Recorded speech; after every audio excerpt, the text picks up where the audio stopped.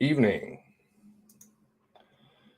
Just wait for that YouTube to kick in sometime. Right.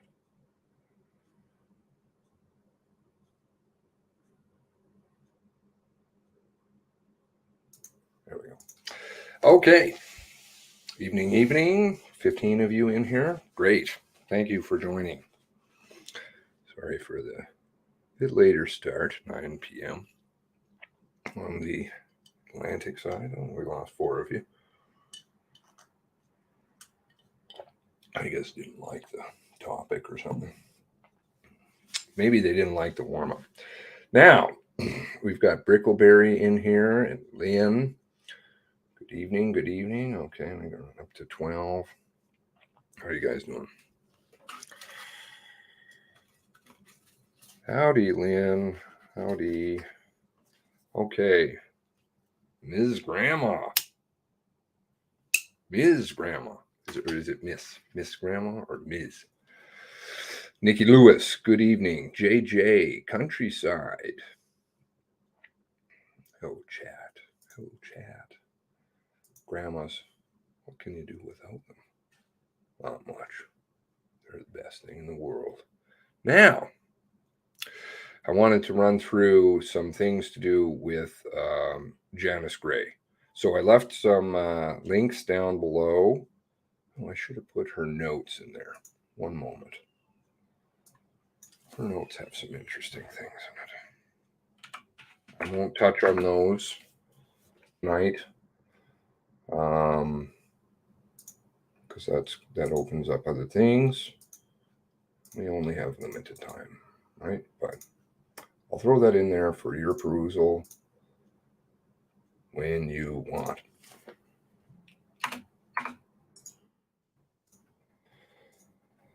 Okay, there we go. Now we're up to speed. Sandy, Chris Lee, Julia on the rock. Peter, good evening. Al, Ashland, Nosy Scotian, Glenby. Okay, 37. Wow. Are you guys missing stuff to do with MCC or CCM or whichever way you want to look at it? Or is it Lee? Okay, see, I've done this wrong now. It's Leah, right? Leah. Oops. I think. Blue Nose Linda McDonald. Okay, so I've included some links.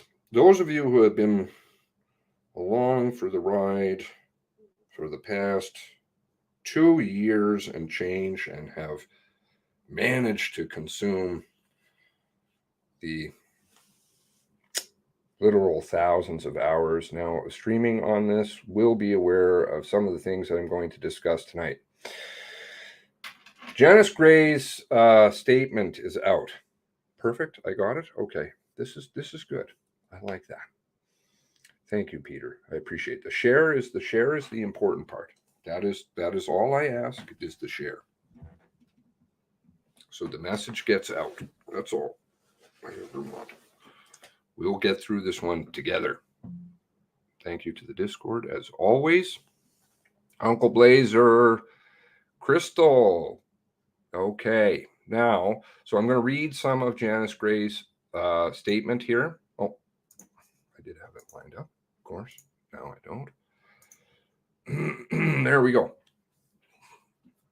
So I do have it. I'm going to run through not her entire statement because it's 81 pages. Again, the links are down below for those of you who want to go through this stuff. I'm going to touch on, well, it's not going to be short, but I'm not going to go through the whole thing. And then I'm going to kind of tie in some stories that have been here for over the past 2 years, right? And some of the things that we've been discussing. Okay, so Janice Gray's interview was done Wednesday, June 22nd, which of course is slightly over a month ago and change. Okay, so all these interviews, wait until the last minute.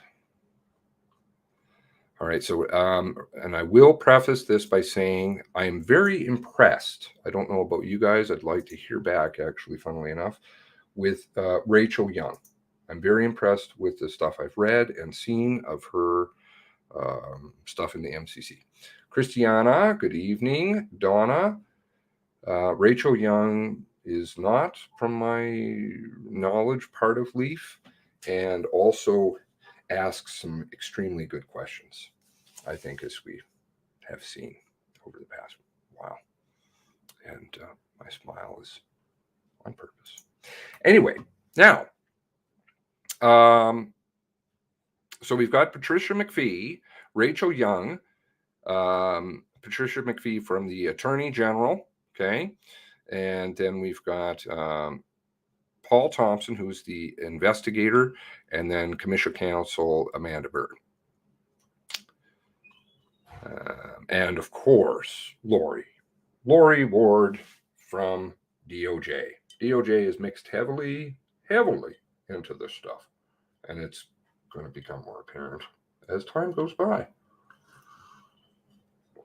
how much they are keeping from people. Okay, so Rachel's going to start off by asking, I don't mean to be familiar, but I'll just call her that for the time being. Rachel will ask, okay, thanks. So I just wanted to start off, get by a sense of your background. Could you please tell us about your education? Janice Gray, I have grade 13 education and then a year and a half university at Carleton in criminology.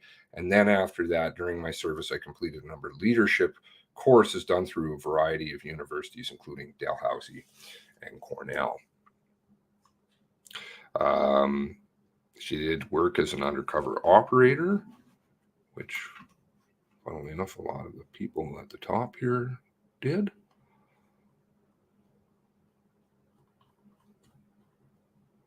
Could you please give us this Cole Notes overview of your employment, where you started, and your various postings?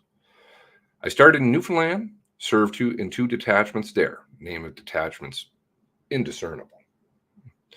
Harbor Grace, funnily enough, that's come up somewhere else, but interesting. Okay.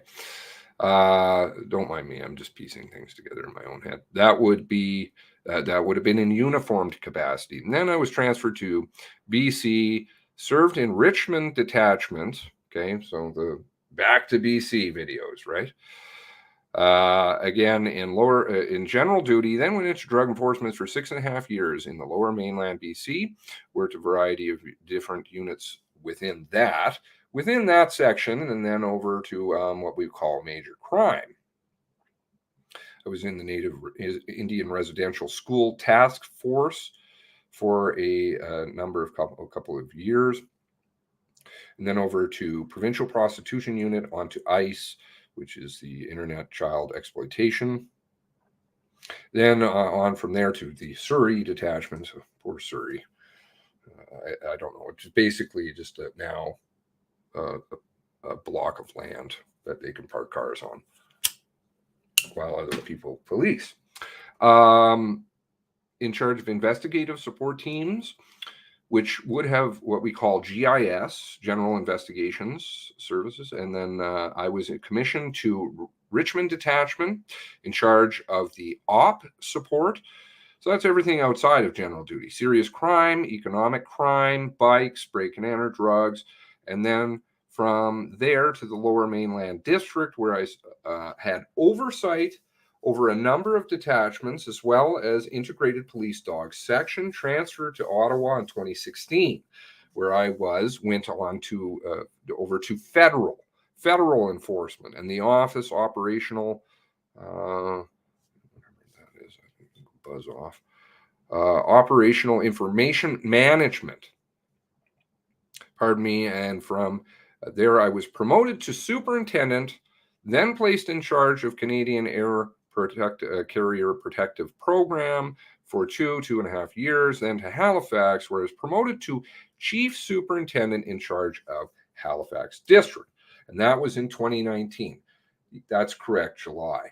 A lot of people, you know, straight out of BC.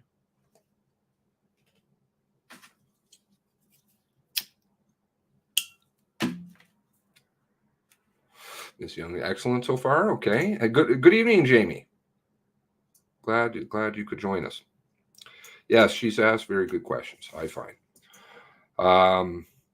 Thus far, I'm very impressed. So July 2019, coming to Nova Scotia. And so that, you were coming from BC at that point, right? Ottawa. Okay. Oh, from Ottawa. And so before that, you hadn't worked in Nova Scotia, right? Is that right? No. Okay, transferred 2019. Your spouse was also transferred at the same time. Is that right? No. Or around the same time?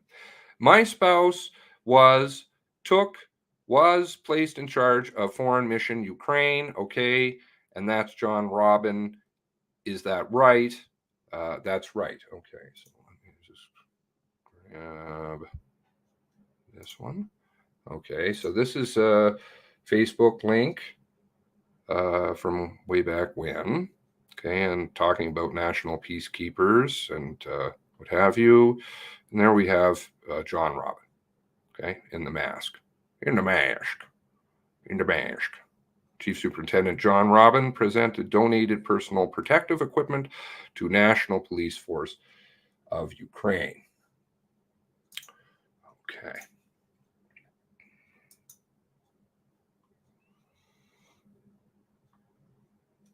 Okay.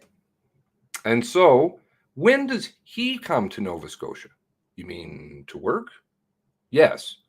It'd be January 2021. Okay. And that was in the Halifax detachment as well? No. He was physically located here, obviously because we live here, but he worked for CNIP, which is Contract and Indigenous Policing out of Ottawa, placed in charge of the H Strong 2 team. The H Strong 2 team, okay? Which the CNIP is under Brennan, which is former Nova Scotia commissioner. So H Strong 2 is was the liaison with the commission, or as opposed to H Strong, which is the investigation of the mass casualty. Is that right? Yes. Ukraine has issues. Okay, so I understand your responsibilities, Chief Superintendent. I'm going to try and understand the various ranks. Did you perform the role of the DPO, District Policing Officer in Halifax? That is my main role. So within Nova Scotia, within H Division, the commanding officer is an assistant commissioner, and there's two chief superintendents, myself and Chris Leather, who is a crops officer. Okay, so he's number 2, right? Hello, yeah, glad you could catch us live. That's great. Thank you, Cheryl. And I would fall underneath. So organizationally, I would fall underneath the commanding officer. However, operationally, I answer to the crops officer, even though we are the same rank.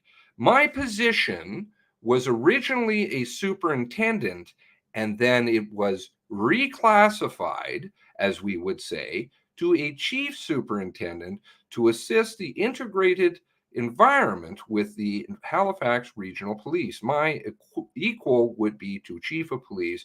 So that is why my position was as chief. So she has her own special invented rank. Do you follow? Okay.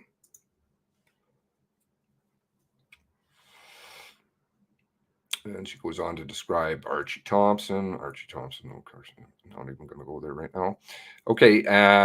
So I probably would see, let's see here. So in terms of your role with respect to the mass casualty events and its aftermath, we can get a bit of a sense of your roles and assignments from the notes that you provided. Would you say that your notes with respect to the mass casualty is similar to the role with other cases, or was it different in terms of what your tasks were with respect to H strong? I would say it is extremely difficult to analyze or just compare it to anything, mostly because we had never experienced anything like this before, because it did not occur in my district, right? Okay. Obviously, I didn't have command over it. However, in my role as chief, I provided, I would say, significant support to Chief Leather. Significant support. Okay, you just have to get a feel for what all is she really doing here. For Chief Leather and the criminal operations officer in varying, capacities, it was, I can't really compare it to anything else. I was brought into certain things to assist, and other things I had no involvement in because I was the district officer and because I didn't have any oversight or command of that. That was just no necessity to include me in on that. Okay, so her name does pop up on a variety of places. Is she gonna? Oops, what happened here? Oh no. Okay, yeah, that's fine. Now there's something that is called the IMT, which has been mentioned a couple of times in places, and she'll get into it a little bit. Let's see here. Where do we have IMT? This is the organizational chart of. Oops, why did that happen? Odd. Of the IMT. When? God only knows. And funnily enough, we don't see her appearing in here, but she does have a role in IMT. But we do see one name here. Assistant File Coordinator. Okay, so remember back when I did the original video about John Robin, and previous videos were actually in previous videos before I was aware John Robin was in the picture, I had talked about and after that talked about Lee Bergerman's husband, Lee Bergerman's family, who's heavy RCMP, had run through all that. Also, because her brother's also into disclosure, and Mike Butcher and their history in BC. I'm not going to get into that too much. There are earlier videos. Maybe somebody in here knows that. I'm sure maybe somebody I know will probably put links down somewhere in the, or tell me, and I'll put them in to some other videos that I've done in the past where I've kind of gone deep diving into them. But Lee Bergerman's husband, Mike Butcher, when the 28th video came out, I threw that in there as a bluff. And it was a bluff, funnily enough. I said, wouldn't it be interesting if Mike Butcher was involved in this, right? And, lo and behold, what did we have? Boom. Not only Robin, but Mike Butcher also. The siloing that was going on from this was major. Has been the whole time. So you can see it in elements like Skippy taking care of all of the family members except for and victims except for the Panfield family, which falls under Larkin. Why? Because everything has to be kept in-house. But in this one, you're going to see it's literally in-house. Hey, Granny Linda, how's it going, Chiang? All right, so we'll get back to this. So she's read in on quite a bit of stuff here. And so if that occurred in your territory of your if it had occurred in your territory of jurisdiction, would your role have been different? For example, more hands-on operationally. Maybe not operationally, but certainly from a command structure. As a DPO, operationally, I would have relied on my officers to be making those decisions. I would certainly my operations officers. Okay, there's a lot of possessiveness. Okay, my officers to be making those decisions. I certainly wouldn't have been there. I wouldn't have been, obviously, again and again. That's hard to articulate. I don't know as it necessarily is, but whatever, because it didn't occur in my jurisdiction. My structure within the district is different than in other structures, other districts. They have DANCOs, which, are district advisory NCOs. Okay, Colchester, very interesting structure, how that all went down right prior to this. I don't know what acronyms you're familiar with. Yeah, yum. Whereas I have operational officers. I have 4 inspectors under me. Under me would have likely been a bigger involvement, and I have less operational and more strategic leadership role. Okay, so it's just more renaming of stuff. No Dankos. I've got operational officers.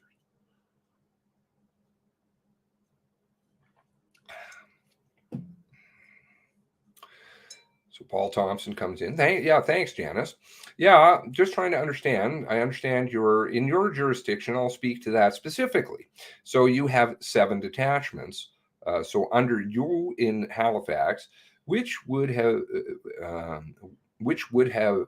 be which rank, and how many officers of the next rank down, Janice?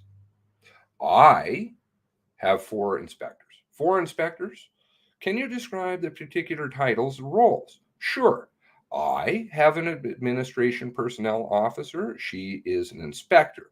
That would have been Erin Pepper. She's responsible for all HR, all administrative tax. I probably would refer to her as my number 1. Okay, who is Erin Pepper? Erin Pepper is Darren Campbell's wife. Second wife. See how small it is? When it comes to support an administrative capacity, and so preparing Board of Police Commissioners, the strategic side. Yes, Campbell's new wife. That's right. Well, relatively, right? Yes. Good evening to you too, sir.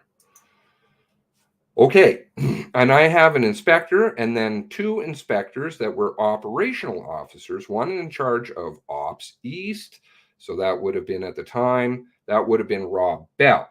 Now, Rob Bell, seldomly spoken of in the story, Rob Bell is up in the command center. I believe he's up in the command center. I that morning. The OCC, I think he's actually in, actually on the ground at the fire hall. Rob Bell, they don't speak about. So Rob Bell from Halifax District up in Colchester that morning. And then, and at the time, Sean Auld, which is another name that pops up quite a bit, would have been the Ops Officer West. 3rd inspector position would be vacant at the time, and the inspector position that in charge of our criminal investigations division, which is integrated with the team with the Halifax Regional Police. And then after that, the staff sergeant after that would have been Lisa Stewart. I'm not familiar with Lisa Stewart. Okay, so we'll just skip forward. So what of the complement makeup of rank and detachment, just to get a sense of it. So That's where the watch commander, each watch commander would have on each shift. So I can speak to the positions. I just want you to take note of the languaging. So I can speak to the positions. I really can't speak to the humans at the time. I can speak to the positions, but I can't speak to the humans. Glad to have you aboard, Granny. Since we have two grannies. Yeah, that's fine. I wouldn't be able to say what humans would be in that spot. Okay. Possessive, but doesn't really know. So each watch commander would have a sergeant, two sergeants, and then a complement of corporals and constables under that. And that would operate out of Cole Harbor, Tantalon, and Sackville Department. I would say 6 corporals, then a complement of constables that would make up a watch of approximately 26 people. Oh, okay. I won't get into that just because we want to get down to more specific stuff. But that's very helpful. Just one thing you mentioned in your training and speaking, you mentioned POW PMs, and I've been to one, but I don't know what the acronym stands for. Janice Gray's response, of course, neither do I. You see, they use these stupid acronyms all the time. They have no idea what they're talking about. What is it? The sandwich bus is one. DOC. Oh, come on. The DOC is actually a lot more, but just making fun of it. Okay, so she has to spell out the record. Okay, moving along.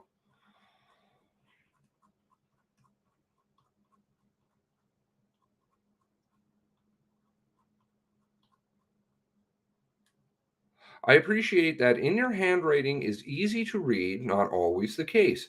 I did notice that your notebook doesn't have numbered pages. Is that unusual? Is it, Rachel? Do members' notebooks have numbers and not officers' notebooks? Okay, so this is going to become a real issue. It already has started to come out. It's going to become more so. And I've talked about I wish I included that, the failure to disclose pages, DOJ, right?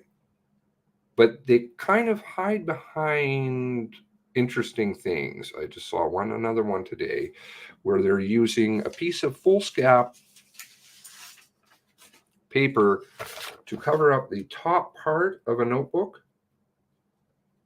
so that you can't see the page above, which actually is April 19th. Rather pertinent.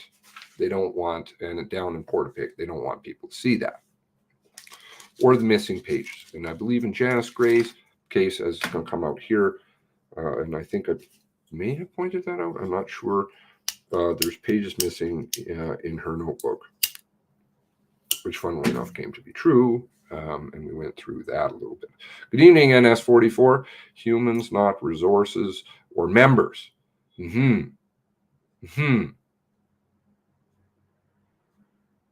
Little bit out there. Janice is Nova Scotia Balin. Yeah.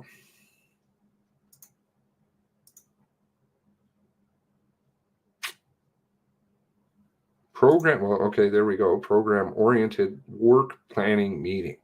Yeah.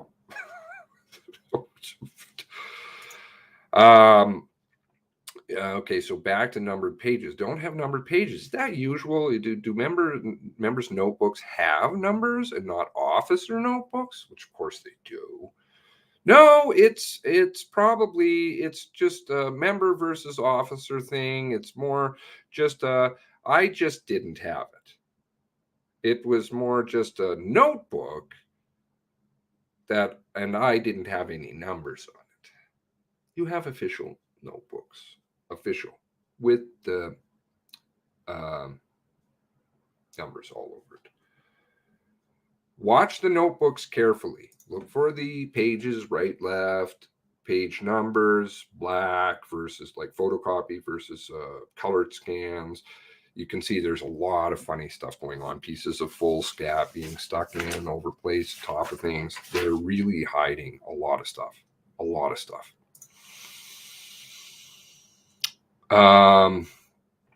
So she's not using really. Let me pull up her notebook one moment.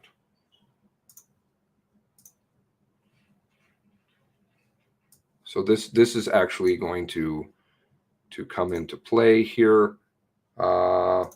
Here's another thing I want to point out that I have, I think, a couple of times. When you see black, okay, this actually particular one is going to come up. But when you see black redactions, it is my opinion, but I think it's fairly well based. The black redactions are DOJ redactions. So prior to getting to the going through all the food chain to go down to the MCC, DOJ, Department of Justice, federal government, sticks their own black goo on here for whatever they feel like Lori and co. That they're worried about getting out. Then it goes to the MCC. So the MCC gets kind of a, they don't get to see it. And then it goes further through more redactions, which are the white ones that you see. Those say, personal, graphic, whatever, all the goo on it.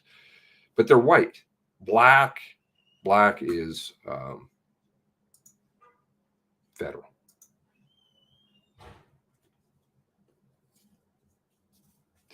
Okay, so from what I can tell, you've got a sample there of her notebook. Let me put that up, again. How there's no page numbers, which is not the way that they look. They're stamped. They have rooms full of these things. And she'll talk about that, I think, a little bit here. And so from what I can tell, they are from one notebook, and everything has to do with the mass casualty. So did you keep a separate notebook for just the mass casualty? I did later. Another notebook, which is the H Strong notebook. Okay. This is like truckers with the two different log books. The one that's their real logbook versus the one that kind of show the weigh scales or whatever it is. I'm not very familiar, but I know that's how that process works, right? Okay. I would say. And I would keep as much as I could in that notebook and keep a regular notebook for my regular duties. Okay, so we only have what notebook? Do you follow? We're missing one. And we're missing pages, as I recall. Okay, and so in the spot, I would expect to see that. So I've got a date, April 19th, which looks to be like it would be at the time, it's redacted and it says irrelevant personal information. Okay, so that's this one right here. That's her shift time. They want to keep hidden. DOJ wants to keep hidden from the public what time her shift is. Because she's doing very supportive work for Chris Leather.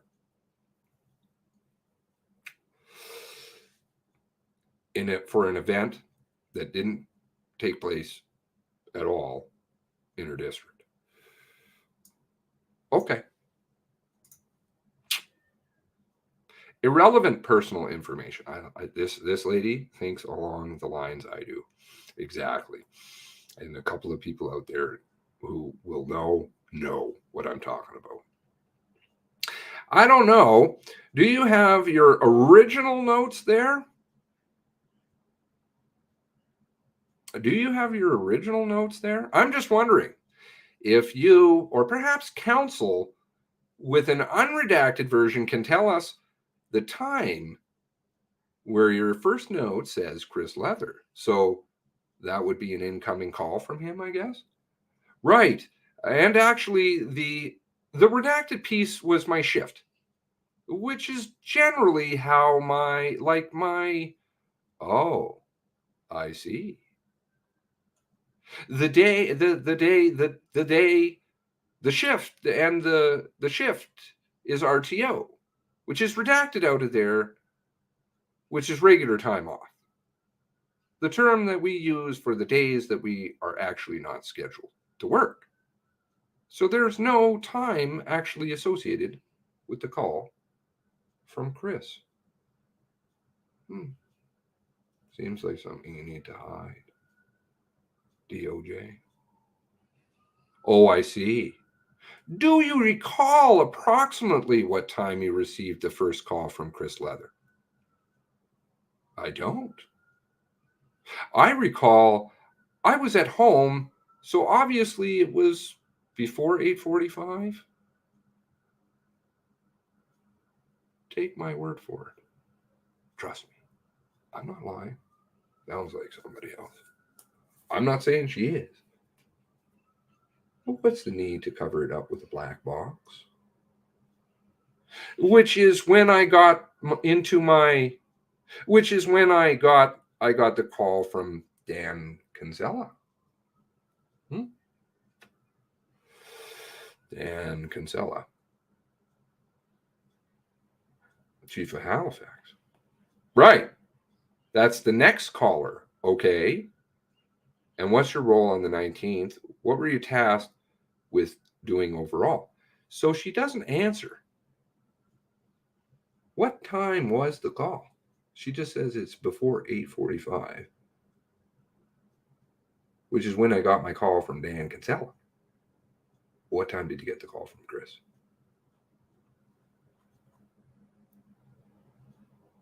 That's the next caller. Okay.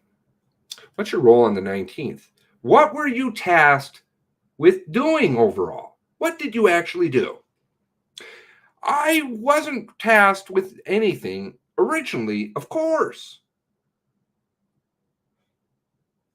because it was a divisional response to the events. I had members that were involved at certainly in the morning of Sunday, Raw Bill, of the 19th. So currently involved unfolding.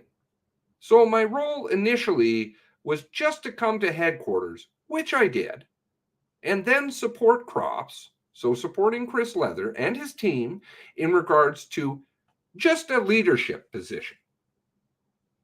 So I wasn't particularly tasked with anything. However, went into headquarters and supported them in just managing the situation. That's a whole bunch of nothing. And when you say kind of coordinating, like it looks to me from your notes like you're receiving information from various sources. Receiving information from various sources. Note the line.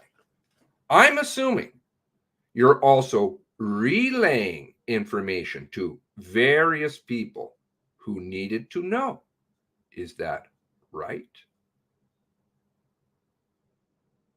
The solid line. I would say I had very little information to relay. When I went to headquarters, I was in the crops briefing room with the team. That's where we were working out of, not in her district again. So it was more, again, assisting Chief Leather and getting a team set up, speaking with a variety of people. Exceptionally, chaotic situation, as you can imagine. Adding on COVID on all the top of all of it. And just recognizing you just put yourself into positions and conversations where I could support Chief Leather. Put myself into positions and conversations. Relaying information to various people who needed to know. You follow? And then, I guess you're coordinating and receiving information from Chief Kinsella as well? Just the one phone call.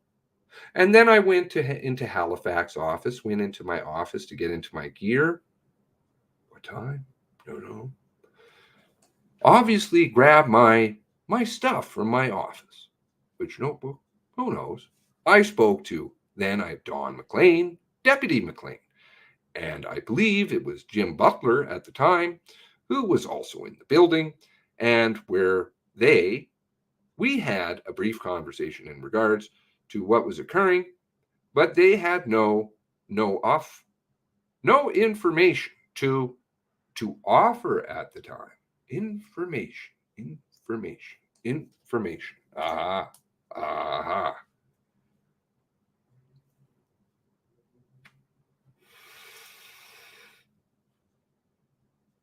Remember the war room? How long have I been talking about the war room?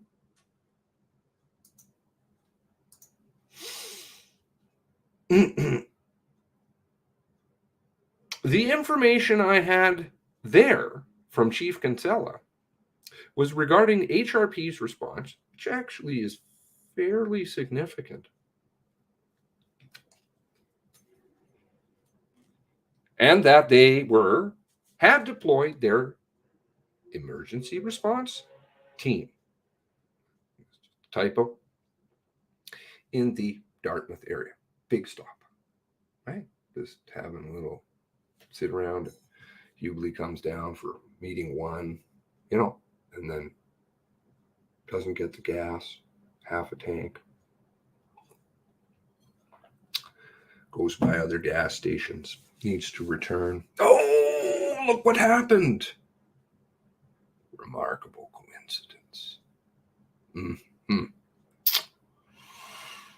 So this call is from 8:45 with Chief Kinsella, and 8:19 it says, Kinsella, know this guy, kill sister in Dartmouth, address on Portland. Right, so indiscernible. These things aren't indiscernible if you have the recordings, which they have. Yeah, the information, they knew him previously. Okay. They knew him, HRP, right? And their ERT team had been deployed because of various threats that had been received or potential threats in regards to family members who lived in the Halifax Regional Police jurisdiction. No cars at home. Andrew Matthews and Don Steinberger. I think it's Don Steinberg, not Steinberger. But anyway, okay, HRP members who were involved in the deployment. I believe Don Steinberg is maybe a big stop. But I'm just going by memory. And then farther down in the notes, 8 weeks ago, where 2 CID members, so that's Criminal Investigation Division, were responding or working on a call on Portland. They parked on Wortman's property lot, which was the dentist, the denturist office, and walked across the street to execute a search warrant or do a follow-up, actually. I think they were doing on an unrelated file. And there was an interaction with Wortman which lasted for, an exceptional amount of time, where he chained the police vehicles in his parking lot. Okay, so now what's that? Car 54. Car 54, which the media all either didn't do their homework on very well, but one of the members there was HRP, and the other member that was there was RCMP. Not both from HRP. Why were they there? And the same individual, sorry, I'm slipping my mind. Maybe somebody can help remind me. Is the person who picks up, is the investigator and is involved with all of the big stop tapes and also wins a police award on April 22nd. Small world.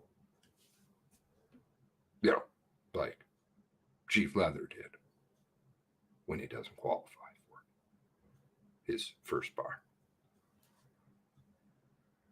He may qualify for it. He may qualify for it. Yes, RCMP Tracy. Oh, yeah. No. We don't do that at my house. I don't have a bug. Tracy Longpray. Is that right? Longpray? Is that her name? Straight out of BC. Interior.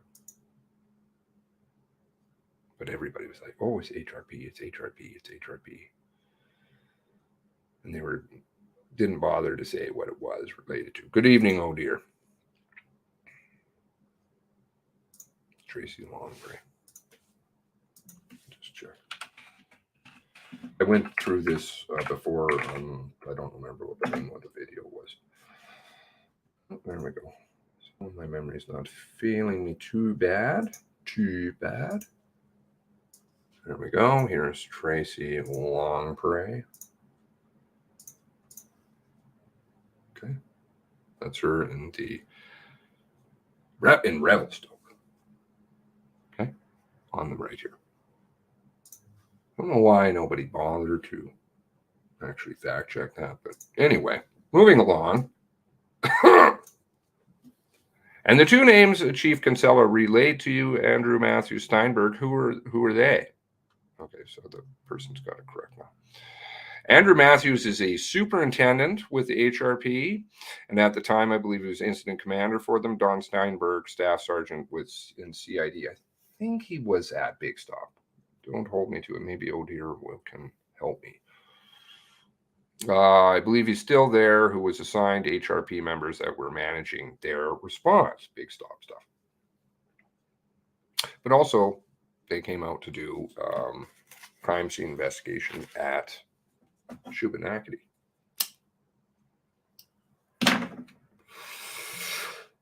So it says 2 locations. So meaning 2 locations, there would be family members who could be in danger. 2 locations. Yes, correct. The only one I remember actually was the denturist office. They were at. And do you recall anymore when Chief Kinsella, quote, we know this guy, were you given any more information about what the extent, what you were told about their prior? No? Yes. Prior knowledge of him? Yes. It's going to bring up another document. Wait a minute. Bring it up on my screen. Yes. It's a memorandum you wrote to Chief Kinsella. Sorry, I'll back it up for a second. Just a second. COM 8986. I do not believe that this is publicly released. It's very interesting reading through. I can understand, I believe, Chief Kinsella's, he's pretty clear that there's a lot of friction, shall we say. He doesn't want to be involved in a lot of the goo going on.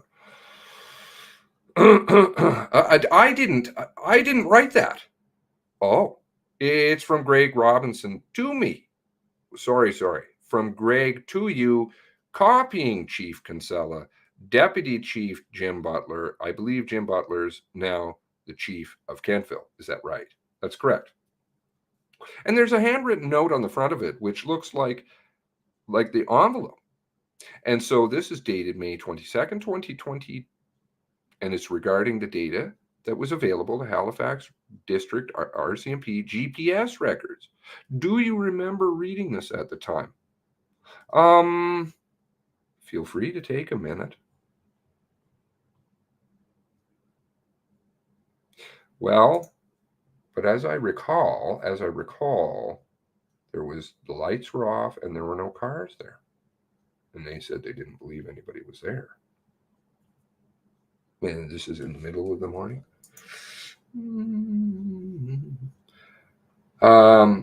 I don't. But it would have the request for IES would have come through probably the time inspector, Dustine Rodier.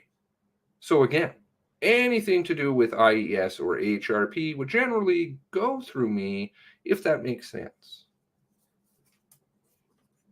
Yes, thanks. And it says data was available for only one of the three requests, only for the RCMP HRP vehicles present in the Enfield area, April 19th between 10 o'clock and 12 o'clock. Big stop. Remarkable coincidence. No GPS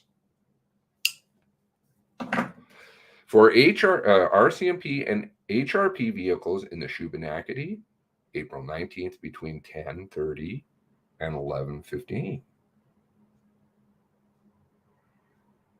Because this was outside of HRP IES dispatch area.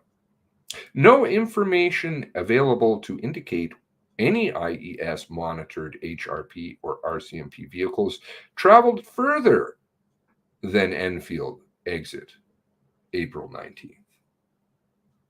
And then no GPS available for Constable Craig Hughley, as he was not signed into CAD during April 18 or 19.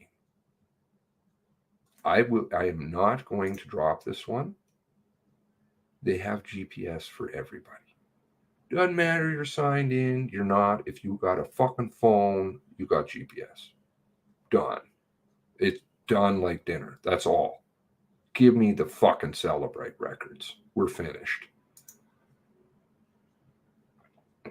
There's no information available to suggest that he signed on verbally with dispatch or by signing on to police vehicle laptop.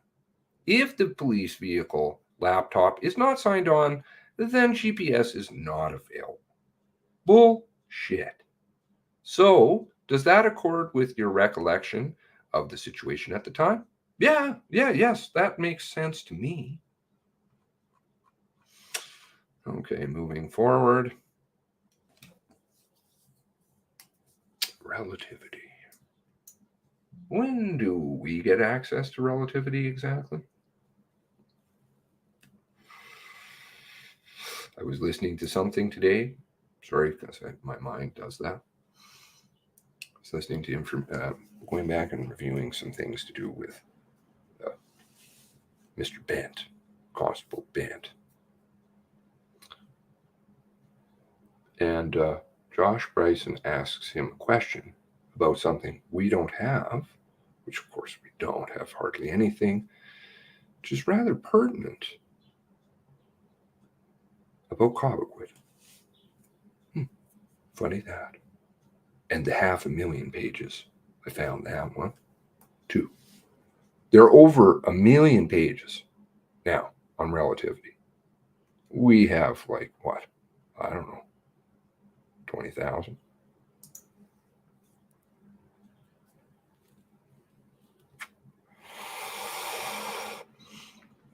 Okay, so we'll just move forward on this.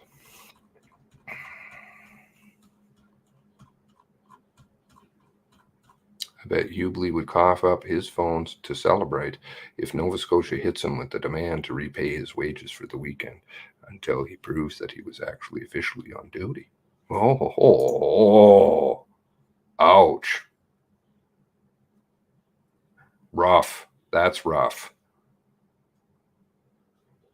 Hiding every destruction of evidence. Well, GPS for HRP showing they were in Elmsdale, Enfield, and more. Yes, heavily involved. Heavily involved with this one. Way out of their district. I wonder how much, if any, Janice has involvement in that, because you guys have a very interesting policing structure down there, which I don't quite understand, but it's quite integrated. There is only one like it in the world, literally. Only one.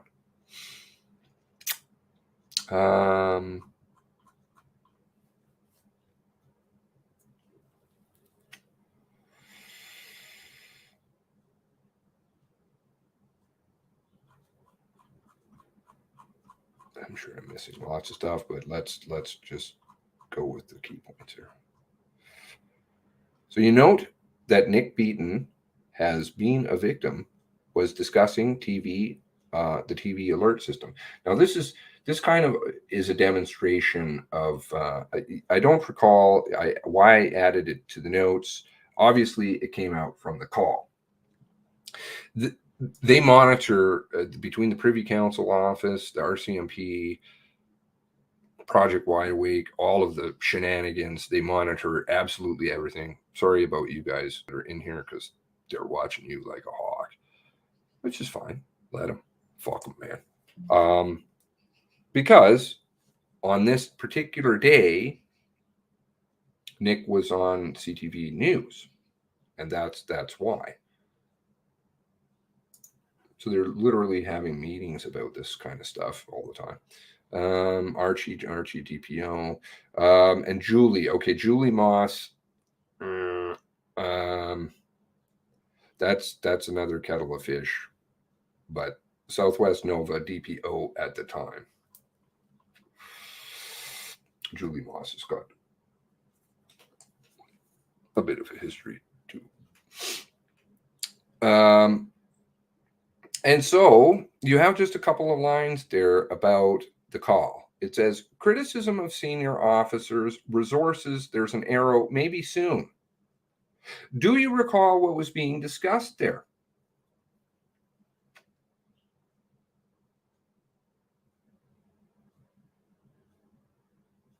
Yes, I recall. There was criticism of some of our members regarding our response. Okay, good. Using our, thank you. So being myself and some of my team, in that because they didn't see us,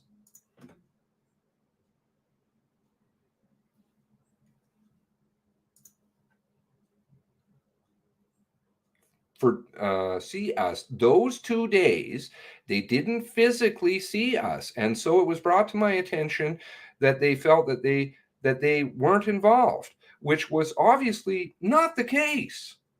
And so I took steps in regards to ensuring that our ops officers provided information to our members regarding what was actually we were actually doing during those days, and speaking about indiscernible. Sorry about the resources.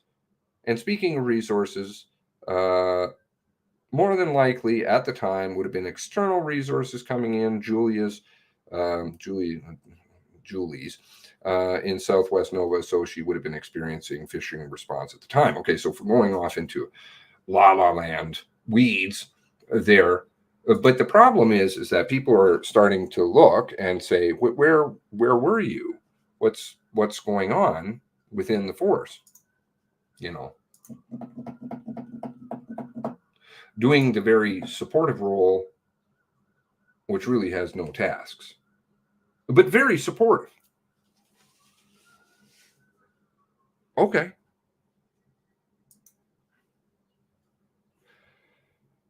Getting a lot of information, though. Okay, moving along.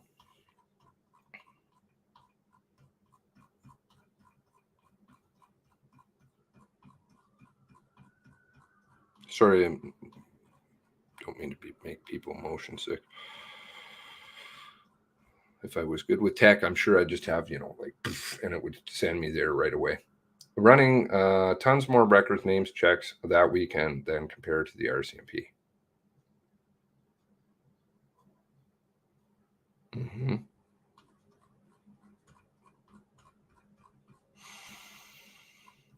Fast and freezies. Fast and freezies. Okay, are you aware of whether there were any changes to the Halifax RCMP assets or equipment since the mass casualty, like uniforms, vehicles, or air support? Okay, so here we go into the uniforms and the burning piles and the 2.1 tons and the white cars and all of this fucking nonsense.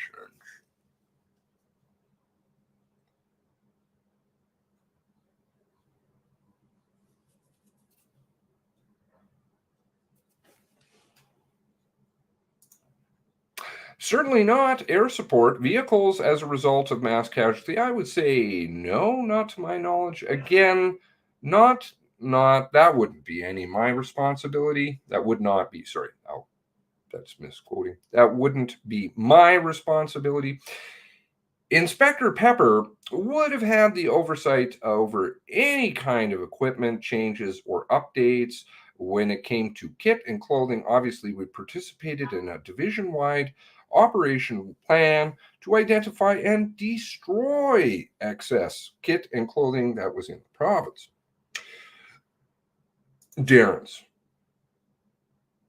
wife handling part of the PR war room go white cars uniforms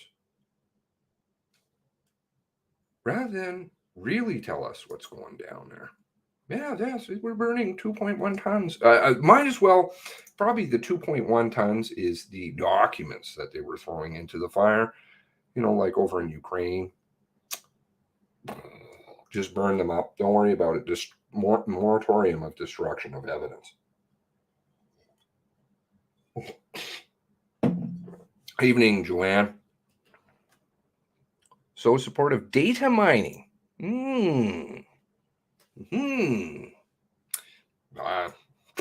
That's conspiracy. What are you talking about? Brenda, good evening. And what was the reason for that destruction?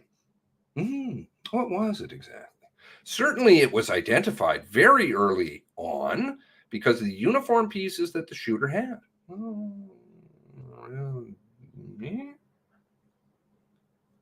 It was identified as, needed attention. And so, Criminal Operations Office created an operations plan to assess, we would call it excess kit that was needed to destroy, as well as the assertion that our members, in regards to what kit they actually had, were keeping.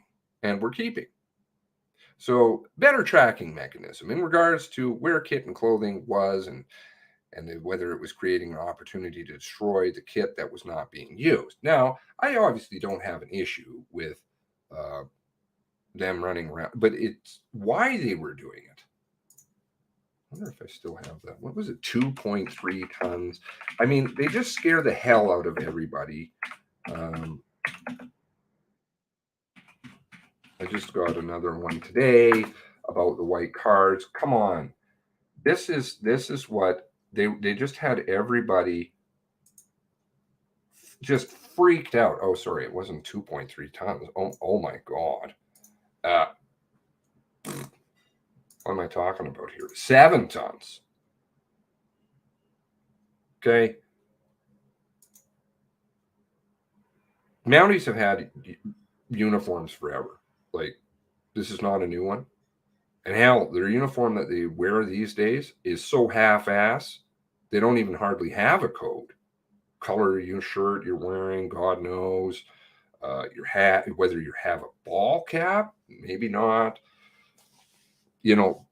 White cars, better get rid of those because, hey, that's the reason. That's the reason everything happened. Come on, man. That's not it. Why does he have all this stuff to begin with when they knew about it the entire time? That's the problem. That's a problem. Yes, you're sorry. I'm out. My memory, it isn't the best at times. BS about the clothes and the cars was annoying. Yeah, total bullshit coming from Ottawa. Scaring the hell out of people. Hey, you may not, literally the posts. I'll go back one of these days and pull up because I definitely archived that. The business about the cars. If you don't think it's an officer, just keep going. What kind of country are you running here? On that note, I should read an email I got this evening or this afternoon from somebody that should, and definitely does. No. And it reads as follows. I think it says it all. When a high-ranking officer breaks down on the stand, admitting that the RCMP failed miserably, lied to everyone, and were completely incompetent. Why are they there? What role do they play? Who the fuck are they? What a useless organization. That's not from somebody, by the way. You would all know his name. Not talking trash about his own organization. Anyway. 7 tons. Any changes to Halifax RCMP training since the mass casualty? Within my district, the training that was provided, or the training that we specifically, that I can speak to, would be the standard operating procedures that we created for an alert ready system. Oh. Okay, so that's changed since we talked about that as a separate heading. They were into Danforth. They were already into Ottawa, about Cirillo. They were all over it like white on rice right away. So come on. It's not like you didn't know about the fucking alert. Who knows if that's a car? Listen, they are going to be planting shit, and they have been the whole time. Just to get people off on cars. It's craziness. Don't look here. Look over there. See? Anyway, some of us don't look there because understand, it's just a fucking smoke screen. I don't know why they're doing it to people, though. Well, yes, I know why. So that's changed since we talked about that separate heading.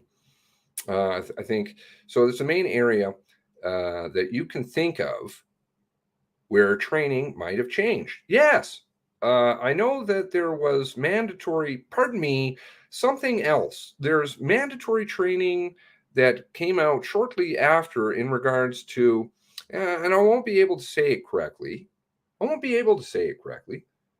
But in regards to the use of our portables and the CAD system.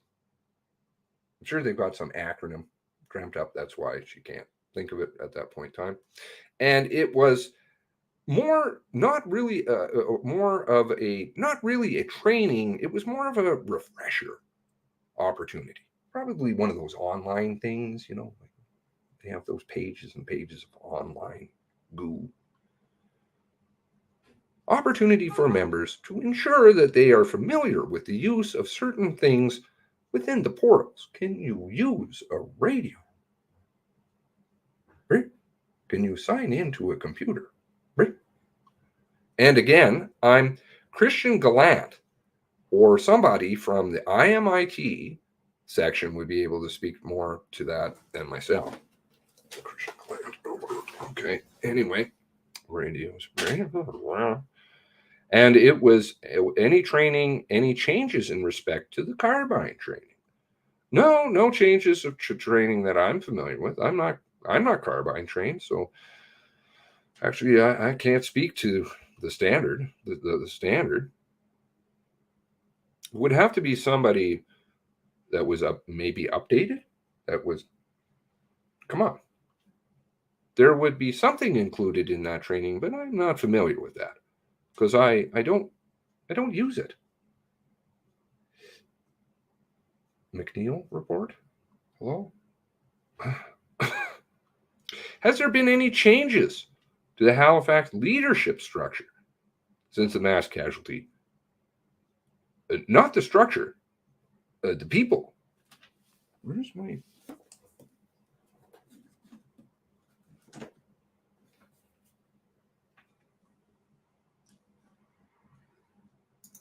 The people. The people have changed.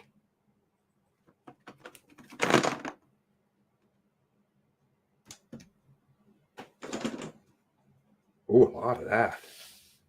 Their ranks are getting really dry across the country. Good people leaving. But the structure itself hasn't changed. Don't worry here. Can you tell us the extent you recall which individuals have moved or the other positions have or retired since the mass casualty? Dang it. Since the casualty or because of the casualty? Oh. Well, to the extent you know, I guess either you may not. I just didn't know what the question was. I'm sorry. Sir, you're saying since the casualties? Why do you need to split hairs on this one? I said since. I mean, if you know, it's why, then feel free to. Well, no, actually, actually, I wouldn't be able to speak to that. So, because against, that's a personal thing. It's a personal thing, whether you are fulfilling your contracts, whether you have sufficient staffing. It's a personal thing. But so Inspector Pepper has been transferred. She's no longer in the administrative role. I wonder if she went off to follow her husband.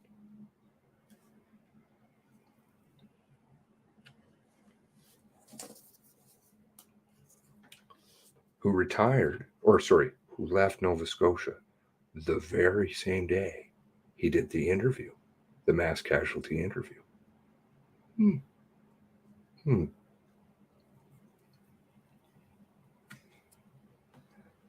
Which was, I believe, the day before Heidi's funeral. Dates, always important. She's no longer in an administrative role. Inspector Bell, in our admin and personal section now. Inspector Auld, did he get a bump? I think he may have gotten a bump. Is criminal operations office now. And we've had a number of changes to our watch commander. So I don't know how, like my knowledge of my membership my membership in my district, there's a number of people that have been transferred and through regular attrition and retirement. But how? I don't know how far down you need me to go. I don't know those pissy members. You don't need to get into those people. Far down.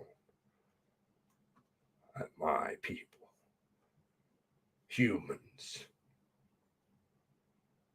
That's okay.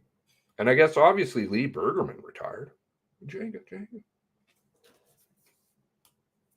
And her successor, Dennis Daly. Oh, I thought it was going to be John Ferguson forever. I thought I heard that somewhere. No, Dennis Daly. Has come and gone. And now there's John Ferguson at the head of each division. Is that right? Who's his assistant? Oh, is that Scanlon? Is that where she moved to? Is that where she moved to? Scanlon? Stratcom?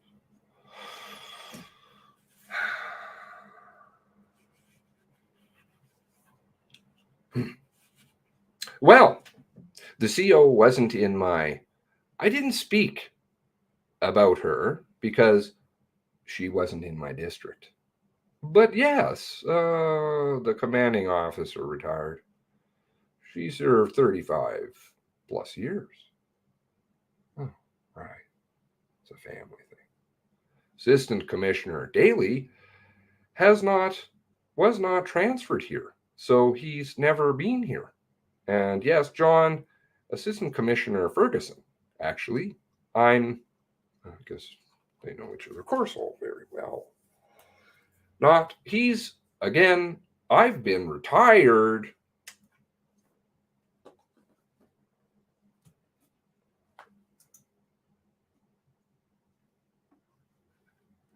Mm-hmm.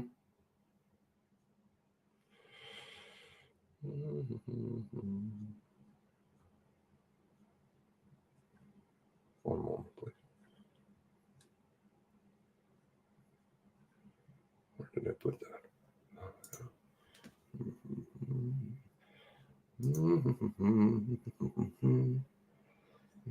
April 28 was a bad day.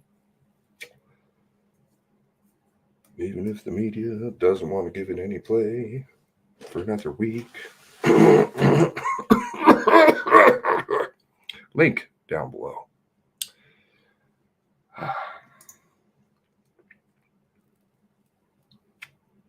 I've been retired, not here since December. But I know he's physically here, but I don't know when he arrived. And Darren Campbell, I think he's moving on as of about a week now. From now. Same day. Same day as he did the interview. Is it the day before Heidi? I think so. I'd have to go back and look. Interesting timing. Darren's been promoted. So he's leaving. And Archie Thompson retired. He was just there for how long? January, I think. And yes, there's a number of people that have been transferred or retired.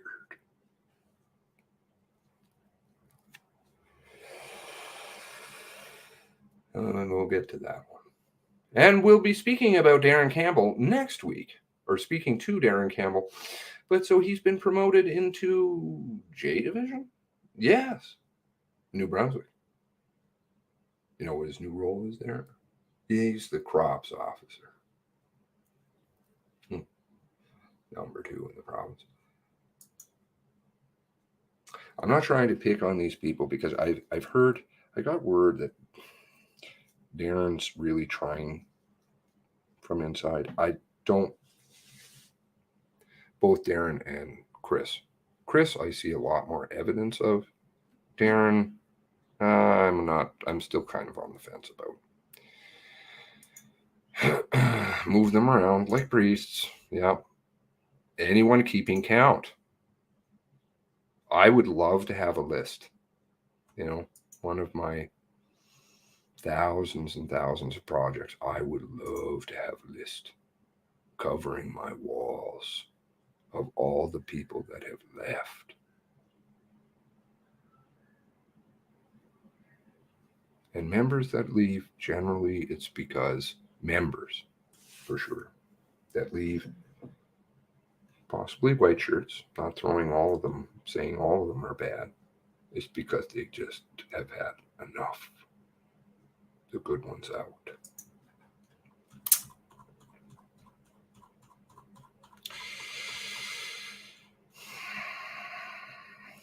If you look at 830, it says, quote, who does interim and final report? Senior NCO Mike Balmaceda, Sergeant. Email Glenn Mason.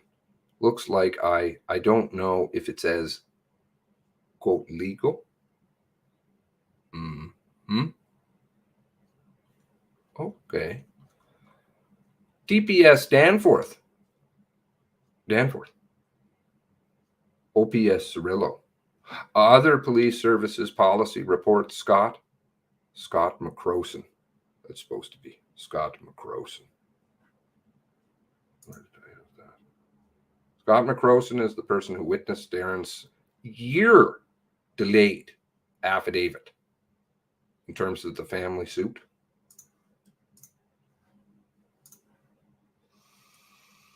Scott McCroson. Mm-hmm. Legal? Checking all the boxes. Can you just tell us what you recall about that meeting, what was being discussed there, and why?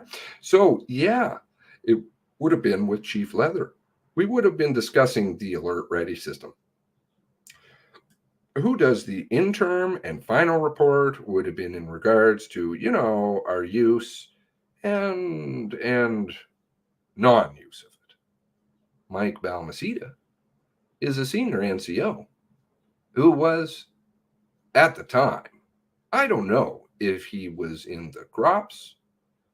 He was supporting Grops, emailing Glenn Mason, because he was in the EMS, emergency management section at the time. Chris wanted me to reach out to Toronto Police Services and then to the OPP, actually, which is what that's supposed to be,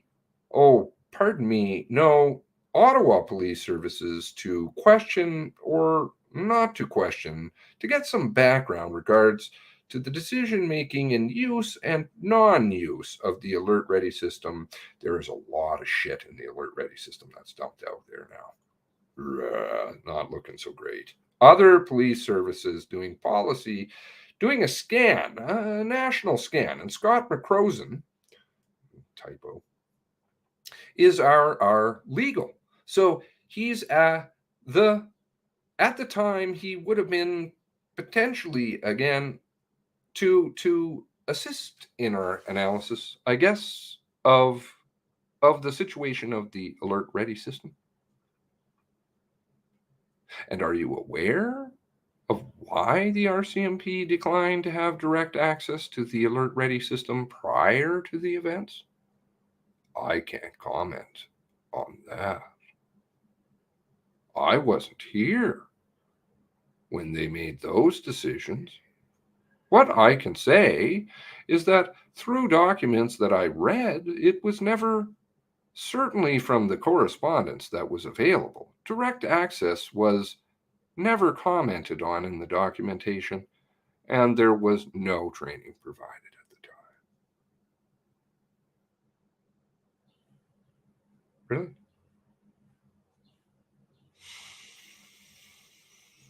Lots of documents out there now. But the RCMP could have requested an alert ready through the EMO, even without direct access, right? I obviously didn't know that. I didn't know anything about the alert ready system. I know that now, certainly. Okay. Yeah, sorry. Hello, Sad.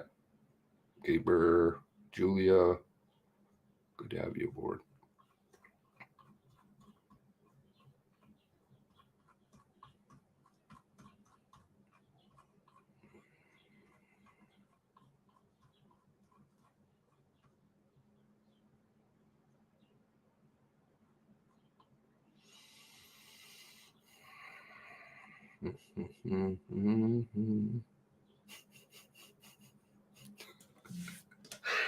Yeah, there's stuff in here about Chief Kinsella and the alert. There's some good emails out there too.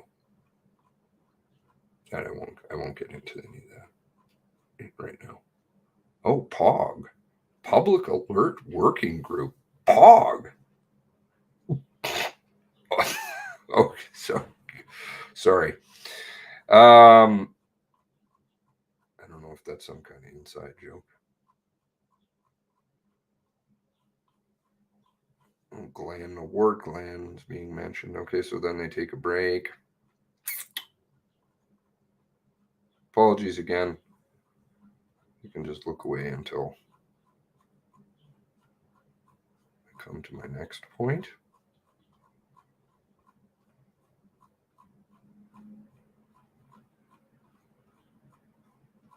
Which should be coming soon.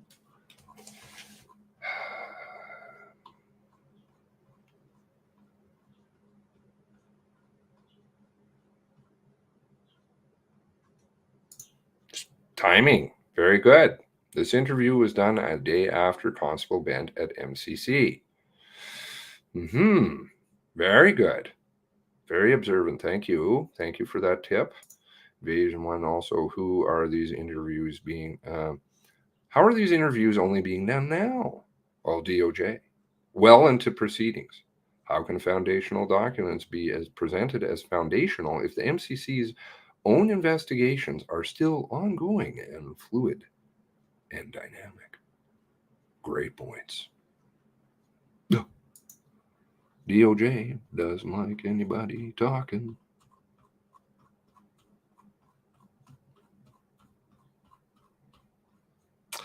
So the real Don Moser is an inspector. He reports to Superintendent Campbell.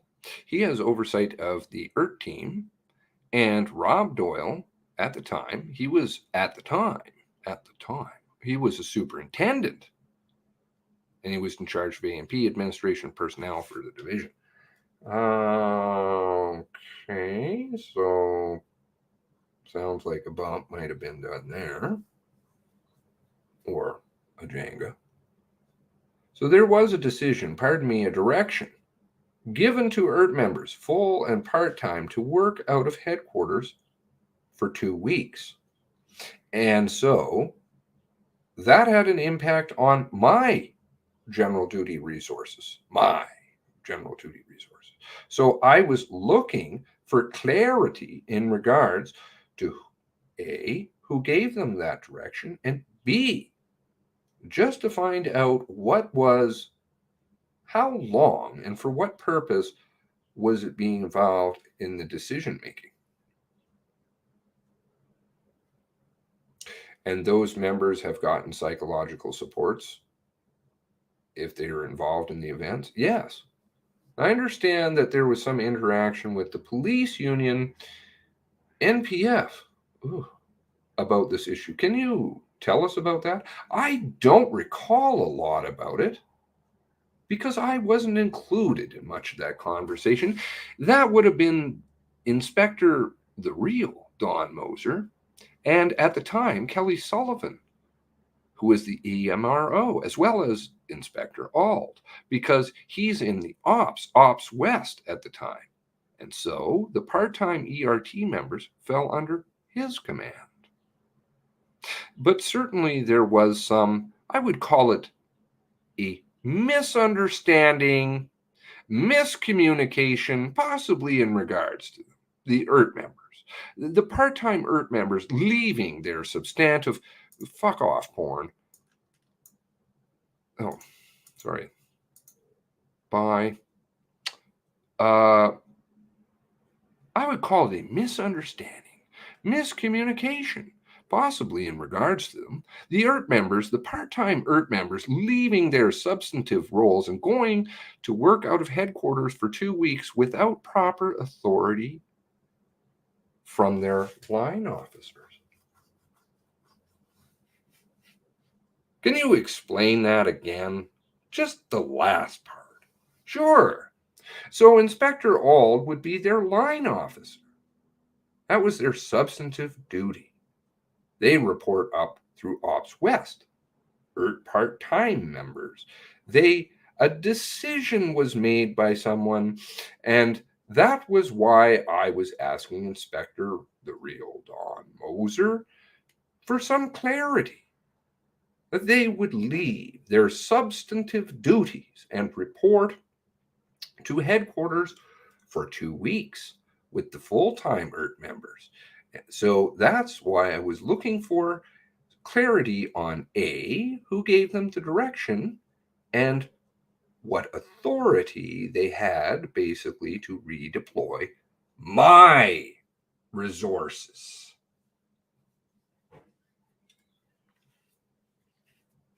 Humans, my. And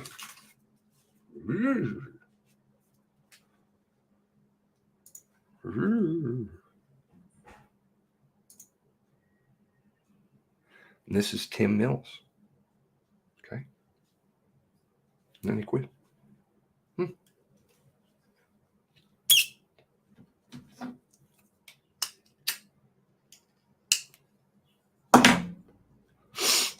How they get treated, I don't know. Baleen, go away. Baleen, go away. Oh, very possessive. Very interesting personality. Dirty tricks done. Dirt cheap. Get your Balin for over supplies last. Good evening, wacko.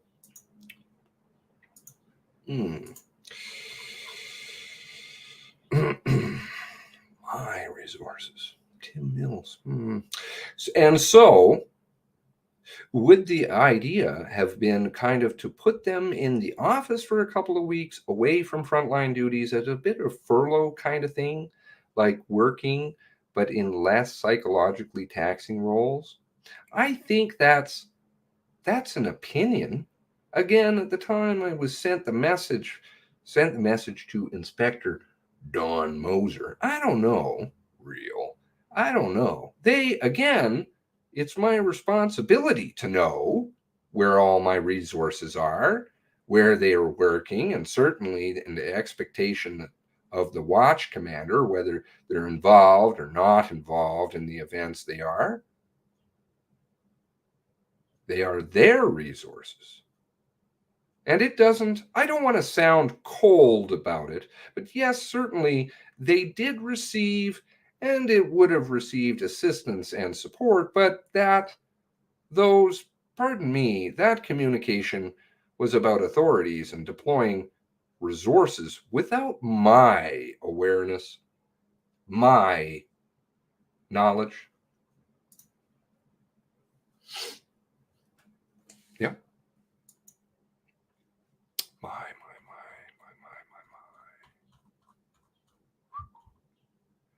So certainly we received some background information about Inspector Dwayne Cooper, who was the crops in regards to its source. And then, of course, Chief Leather, Dwayne Cooper, Colchester, originally headed Colchester just before this. Chief Leather and I communicated. He moved, I think, just before this happened and got a bump. Or he got the bump. Yeah.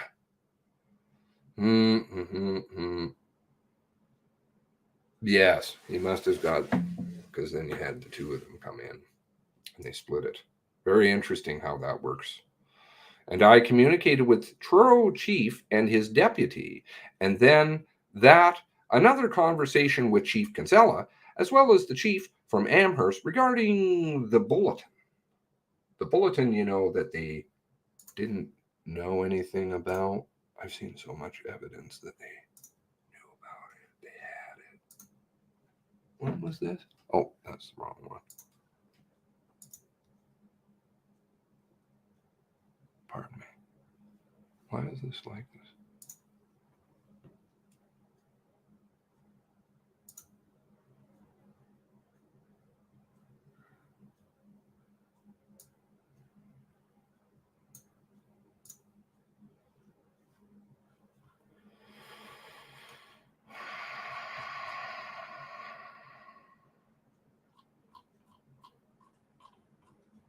Email going out to lots of people.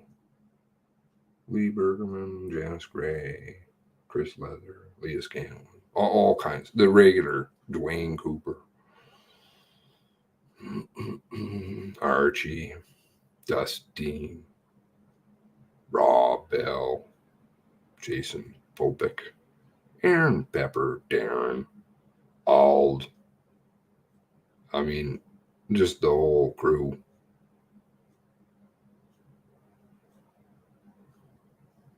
May 28th. We had previously briefed DOJ weeks ago about the existence of the 2011 CNIS bulletins and the contents within. But if it was destroyed, how could you know what the contents were?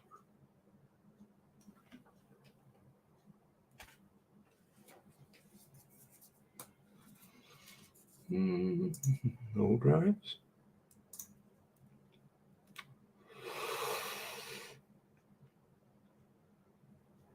And the conversation from the chief of Amherst is because it was someone from the Amherst Police Department who originally sent the RCMP bulletin. Is that right? No, it's my understanding that the source of the information was handled by a Truro member, a Truro police officer. Oh, what a shitstorm that caused. Not an Amherst police officer, but that's again, I might be corrected as to who actually originally with the information, but I know the officer of the bulletin was a Truro member. Right, and I think Chief McNeil's recollection was that it was an officer in Amherst who was sitting on the bulletin, sitting on his email from 2011, forwarded it on to the RCMP. It's possible. Was Mike Flanagan in CISNS? Do you know where he was located? Was he integrated with Amherst? No, Mike Flanagan. So he would have been a liaison officer to CISNS. I actually don't know where his office is located, but they work provincially and they're in regions across the province. Okay, and so did you work with Stratcoms about the bulletin? We would have. See, I don't recall any specific conversations with Stratcoms. Chief Leather and I would have discussed releasing or sharing the bulletin internally as well as externally, for sure. Were you working with the issues management team about the bulletin? Meaning Costa? Superintendent Diamopoulos. Yeah. Yes. And Derek Santasuso, too, for sure. In terms of how to handle the messaging around the bulletin, is that right? Yes, as well as Superintendent Campbell, of course, in regards to the impact on the investigation. Leaving aside the messaging about it, were you involved in investigating the contents of the bulletin in terms of what the RCMP knew about the perpetrator before the events? No. Funny how she appears on a lot of the emails. So you mentioned you'd been in contact or in touch with Chief McNeil. I think it was you and Chief Superintendent Leather called him about the bulletin. Is that right? Remember? That's correct. And I think Chief McNeil's recollection in the context that he received FOIP request for information about the perpetrator, which is, in his view, captured the bulletin. Do you recall that as being the context of the conversation? No. The original phone call between Chief Leather and myself and the Truro chief,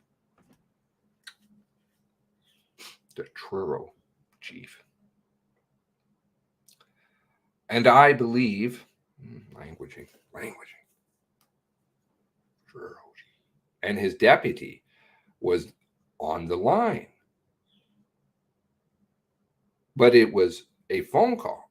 So I don't recall the deputy speaking, but we were told that he was on the call, was basically source the document and try to determine what else was available, possibly within the Truro holdings, and the potential impact on the investigation,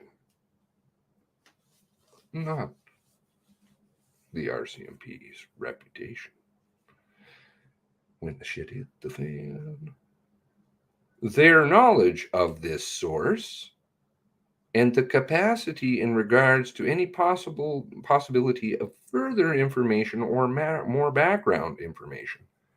Fishing. What do you know?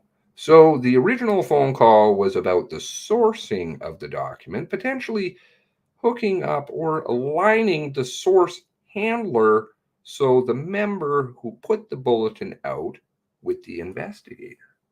Chief McNeil said you offered to come to his office and form an investigative triangle to assist in dealing with this request. Do you recall saying something like that? No. Were you trying to dissuade him from making the bulletin public? Oh, absolutely no. There's a Chief O'Brien associated with the bulletin.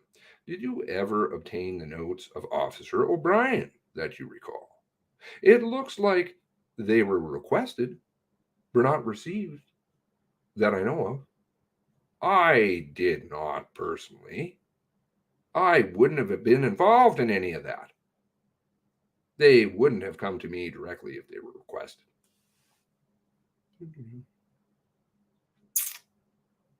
And it does appear that at a certain point, the CISNS bulletin was discovered on an RCMP shared drive around June 1st, 2020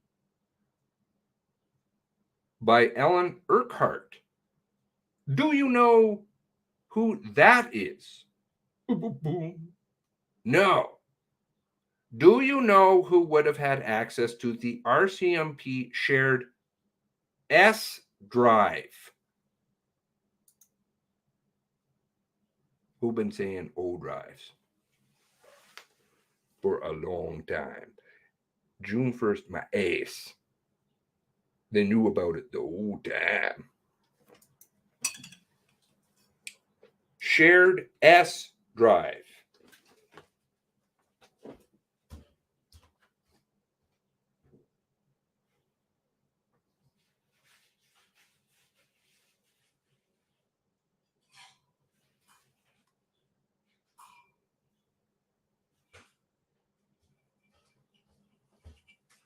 Moratorium destruction of evidence.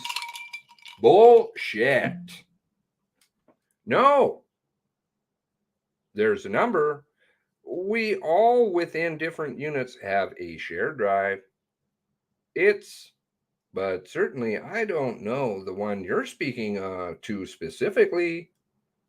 Okay, so I didn't include that link. The O drives, Gmail addresses, moratorium video I did, I think, and showed the evidence of internal hard drives that they keep, which are hard drives. These are fucking mammoth computer systems, because you have a lot of information on them that they supposedly don't have, or, freezies type things possibly going on at the top end. Busted by their own Complaints Commission. Oh, Jesus. Oh, sad. Was there any internal searches conducted of the RCMP drives using the perpetrator's name during the mass casualty? I'm sure there would have been. I'm not privy to that. Chief, I'm the chief, but I don't know. But I'm sure that would have been part of the searching. Excuse me for 1 second, speaking to somebody else. Rachel is.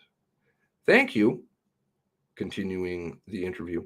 And so, by 2020, had the files been purged with respect to the 2010 investigation and any follow-up with the 2011 RCMP files? Uh-oh. Stall tactic? Let's hear it again. Had any files been purged with respect to the 2010 investigation and any follow-up on the 2011 the RCMP files? I'm sorry. Is that what was the question?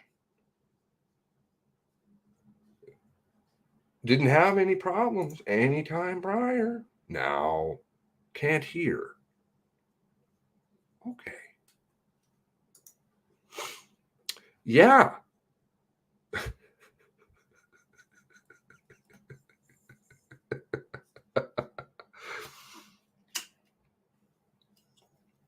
I'm trying to watch in my mind's eye. I'm trying to visualize Miss Young, Mrs. Young, I'm not sure, and her composure at this point.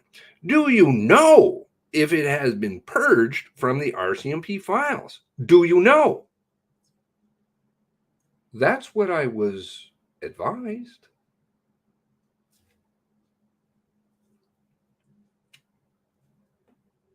S drives? Okay. And from your experience, do you know? Does that mean all information associated with purged files is permanently deleted from the RCMP internal drives and computers?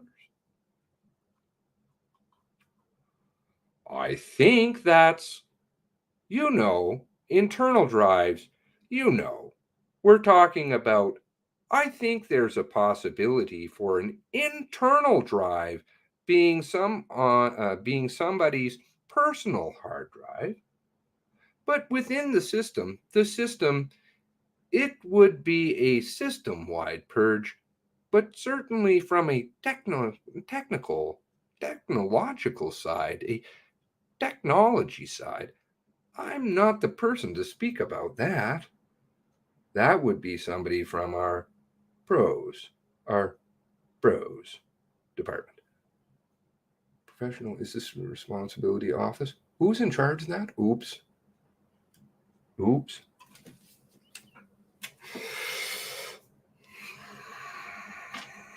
my.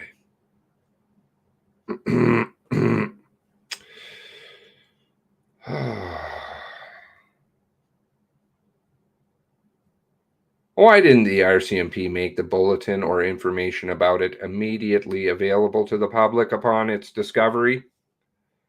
That certainly wasn't my decision, to be making. But what can I say? From my experience and from my notes, it was immediately when we discovered the bulletin, we took action to source it. We took action to identify the information and whether or not the source still existed. Also, the impact on the investigation was, I believe, it was when we became aware of the bulletin. Which was on the 24th. It was only 5 days after the event. We still had a number of things we were still holding. Okay, now off into the, please, excuses.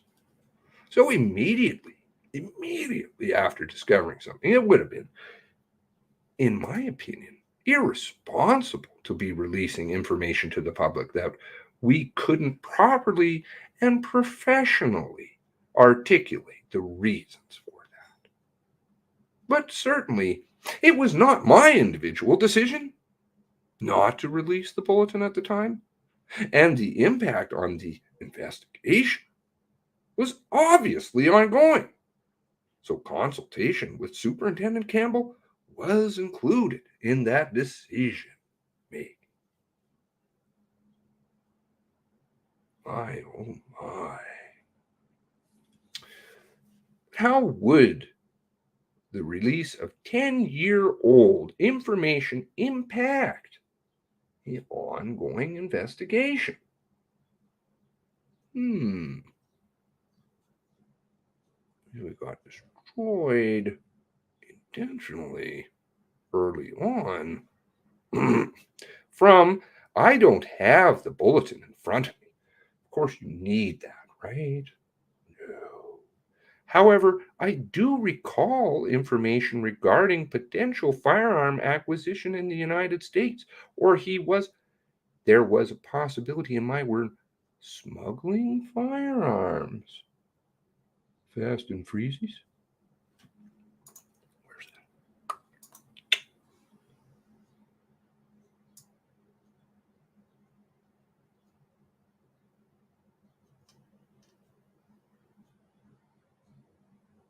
One moment, please. Oh.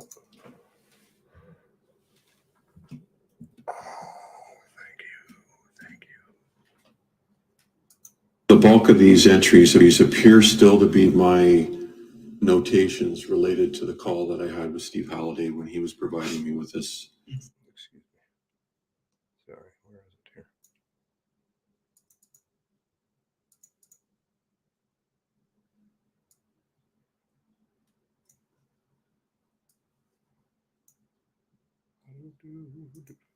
Anybody had a chance to go and check out some of, I've only put in some files that I have on the Fast and Freezies. Did anybody had a chance to look into the Fast and Freezies playlist that's there for the Fast and Freezy stuff?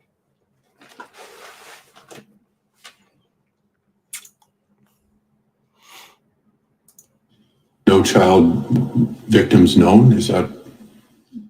They're your notes. Sorry.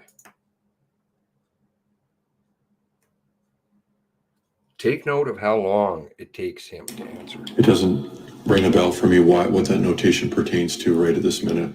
Okay, but to the best of your recollection, this is a continuation of your note-taking with your conversation with Staff Sergeant Halliday? Yes. Okay. If we could go back to page 63, and I'll move on to the next. By the way, before, see, where's that? 55. I don't want to keep replaying. Take note quietly in the background what happens.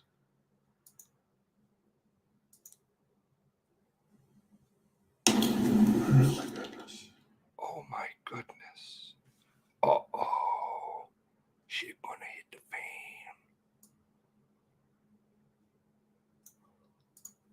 fan. And I'm not able to read. It says, I read something, child victim something. Are you able to help us with understanding what that line is? No child victims known? Is that? They're your notes. Fast and Furious questions.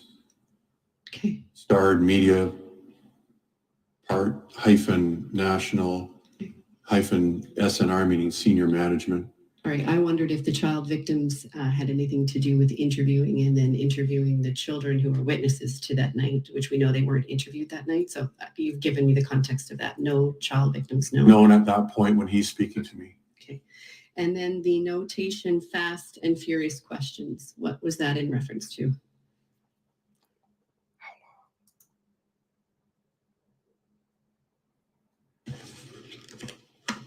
Oh, the mic just queued in the background again.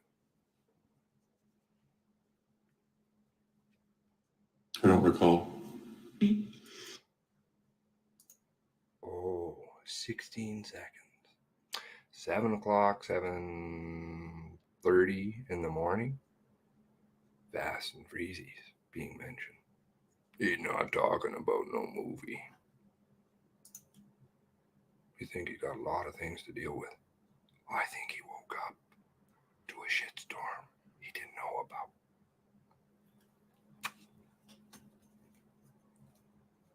Not very many people know about Fast and Freezy's, but it's fucking brutal.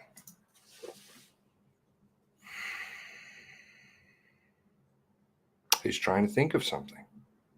He's trying to think of something.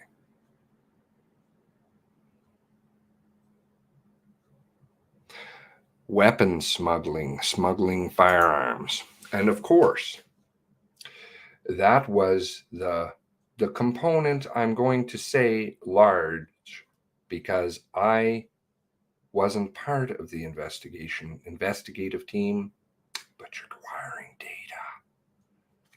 But it's critical component of the investigation in regards to the firearms coming from, where the firearms came from.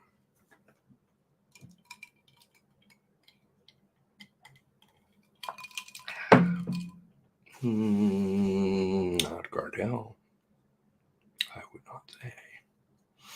And are you able to speak to the mechanics of purging the RCMP system? No. No. Paul, Amanda, anything else in this bulletin before I move on? Not for me. No, I don't, Rachel. I just had a question about the psychological autopsy that was done on the perpetrator. Fast and Freezy's. Don't forget Fast and Freezy's. Anybody who doesn't know about it, please have a look at what does that mean. Before we move into this one, the only attorney general in the history of the United States held in contempt of Congress. Not tinfoil. A lot of people have died because of that program. I had a question about the psychological autopsy that was done on the perpetrator after the fact. And did you have any direct involvement with that? Not direct involvement, no. Not direct involvement, no.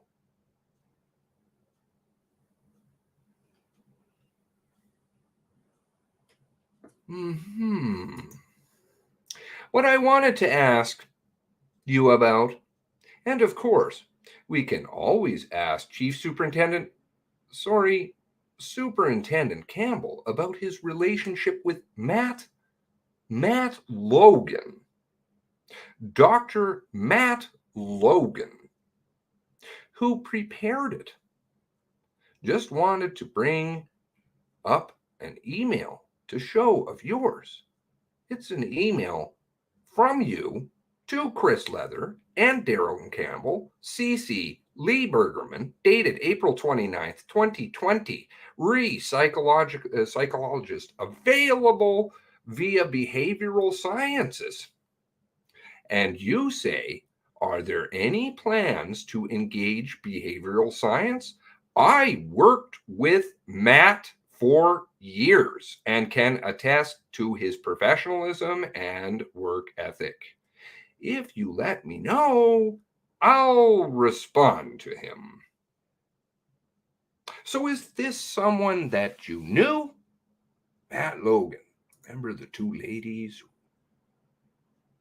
had a very serious issue with Matt Logan and his credentials and all of what that meant? The validity, everything. Sold in the media once again. Warren. Yes, I've known Matt since 1992. He was a member of the RCMP. Very, very independent. So, Dr. Logan and I worked in general duty together in Richmond Detachment. Remember, his, what the hell is it called? Halo organization, all the journal citations he has, the person that he works with. That's right, FBI.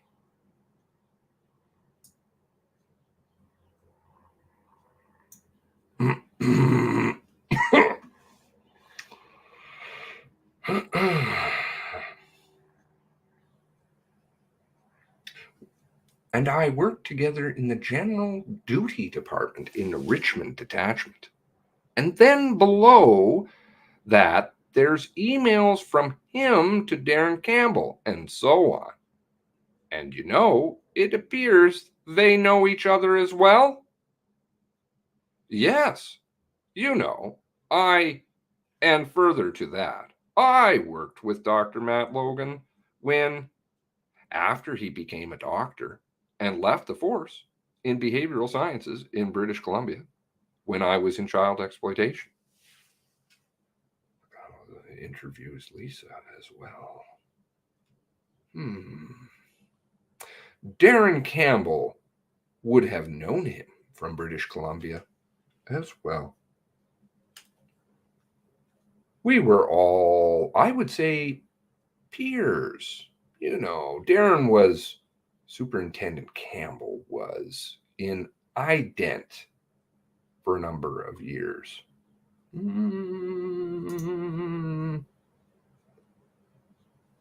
ident, IHIT. Again, links below on some of this stuff. That's the Integrated Homicide Investigative Team. No, you heard IHIT before anywhere in the story? Which, you know, consistently use Dr. Logan in behavioral sciences in their investigations or sweeping stuff. And so we all know each other and have worked together over a number of years. Very independent. And so, was that part of the reason that he was hired? Because he was known to Darren Campbell and you and others from H Division? No, Dr. Logan is part of the behavioral sciences in Ottawa.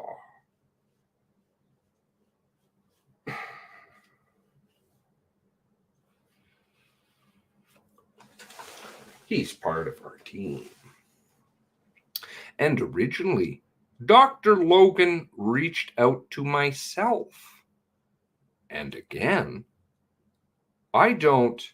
it's obvious from the email that he reached out to Superintendent Campbell as well in an effort to provide support to us and discuss the capacity or the resourcing of behavioral sciences in Ottawa, which obviously we know about. War room. All war room. All war room. Been talking about it since day one. I think people think I'm fucking on something. No. Sober as a judge. Which obviously we know about. But I had no part in hiring Dr. Logan in this role. He's a part of behavioral science team in Ottawa.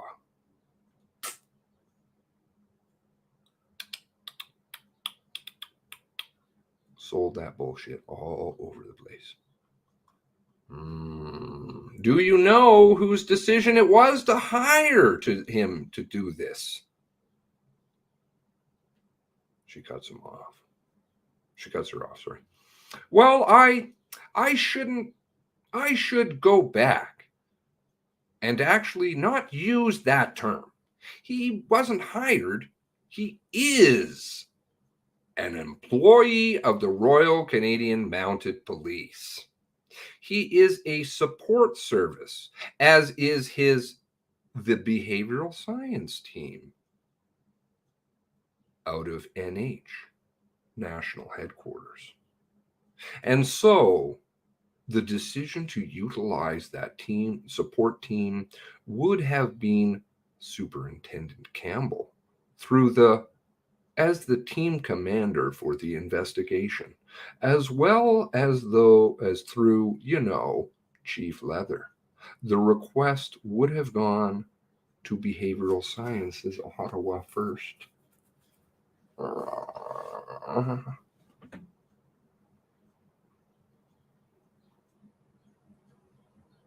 Not good. Oh, I would have loved to see that. I didn't see it. You mean he's not doing just Iceland TV? For the Globe? Moving along.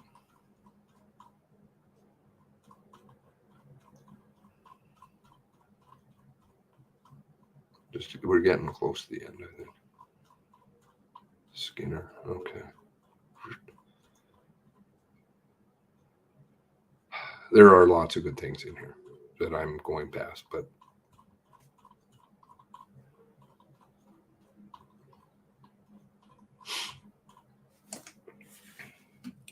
Rachel Young.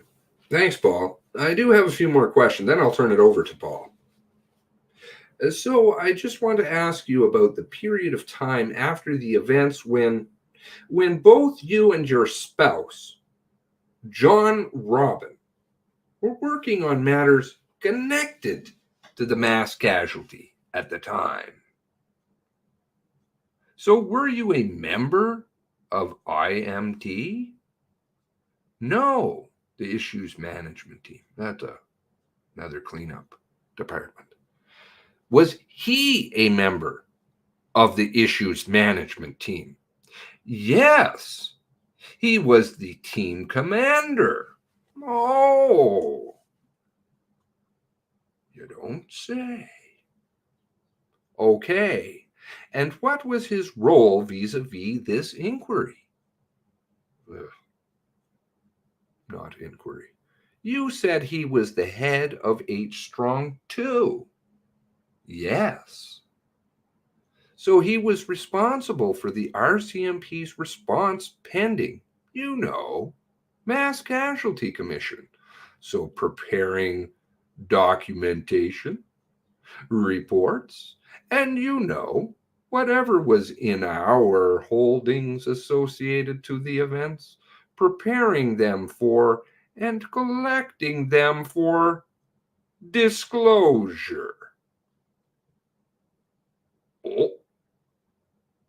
So the documents produced pursuant to the subpoena by the commission, by the RCMP, is that right? That was a part of his role.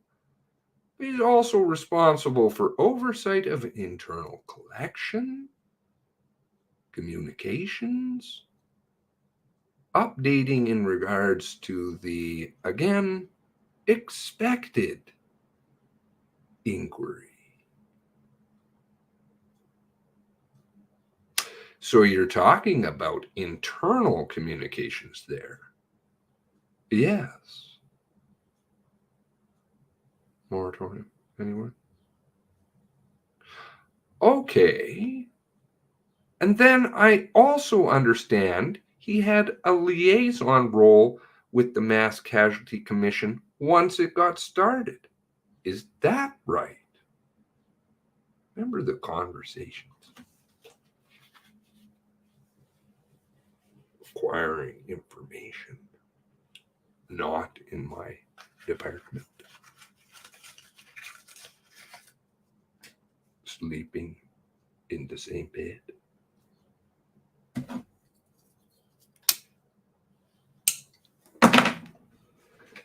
Yes, he would be the person responsible from the RCMP to speaking to the commission? Were there any discussions about whether that was appropriate, given your role? You know, what does she know? What does he know? You think those hats come off when they go home? No. Given my role as Halifax District Commander, splitting hairs now. Yes, there would have been conversations, certainly. So that was canvassed, I take it. I don't know if canvas is the appropriate word, but we discussed it as a husband and wife, as there were times, as we have other times in our experience. Oh, good. With us both being police officers, but not doing information mining and destroying and gathering. Well, I should say that they were destroying, somebody was destroying up till November. Certainly, I don't know what conversations he had with others that I'm not privy to. But again, also with Chief's leather. You see how big this conflict is going now? Fucking huge. And he's now retired. Is that right? Yes. April 28th was a very bad day. 2021. Bad day. Yes. Okay. And so at a certain point, it became public in the media that he was your spouse. And was that part of the reason of his departure? That was a perception problem that you know of? Well, we're getting into a personal realm now. And I don't think that discussing what my spouse and I are discussing outside of our work-related stuff. I was certainly not part of those conversations as Halifax District Commander. Well, that's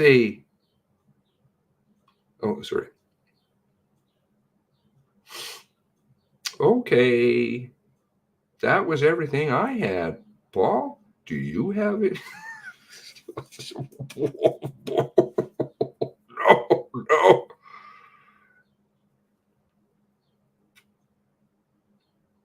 How long was that stream I did? 4 hours. 4 hours. I just blew them up.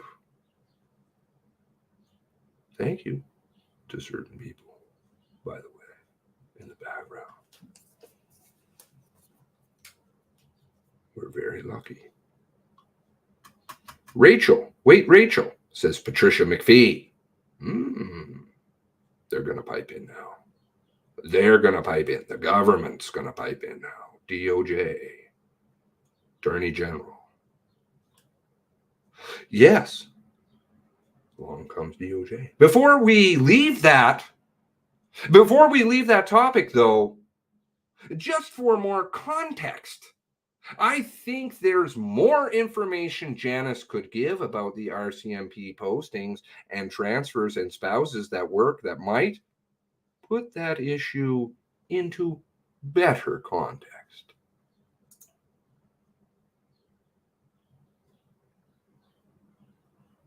Preparation of your witness. Oh, they knew the shit was going to hit the fan. Bad news. More context. That's what's going to clean this one up. Sure. Go ahead. So again, she's ready to go. I was transferred to Nova Scotia as a chief. There's only 2 chief positions here. You know, the one that's invented, especially for her. There is no other. And Chief Leather.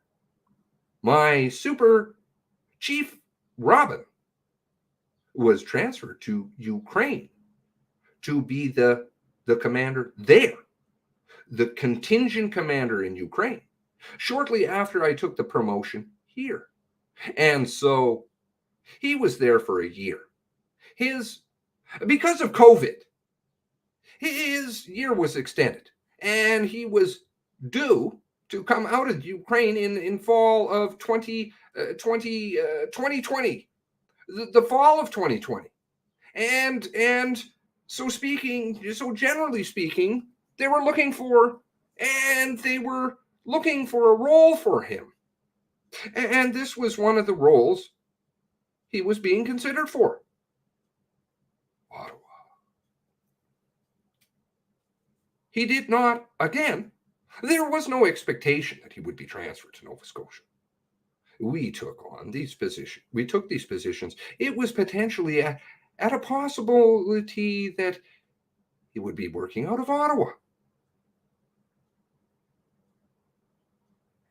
So he has an extensive background in major case, and it's accredited team commander, and certainly one of the other officers who were considered for that role. Well, that solves it for me. Thank you, Paul. I'm not sure. Must have gotten him something, Rachel, a glass of water or something. Patricia McPhee. The defense comes in to question their own witness. I have another question before you go on. Like, is it Rachel asked about whether it's appropriate, given your role, whether a crossover between your role and that of John Robin, when that was position he had here. No, Chief Robin was reported to CNIP. Brennan.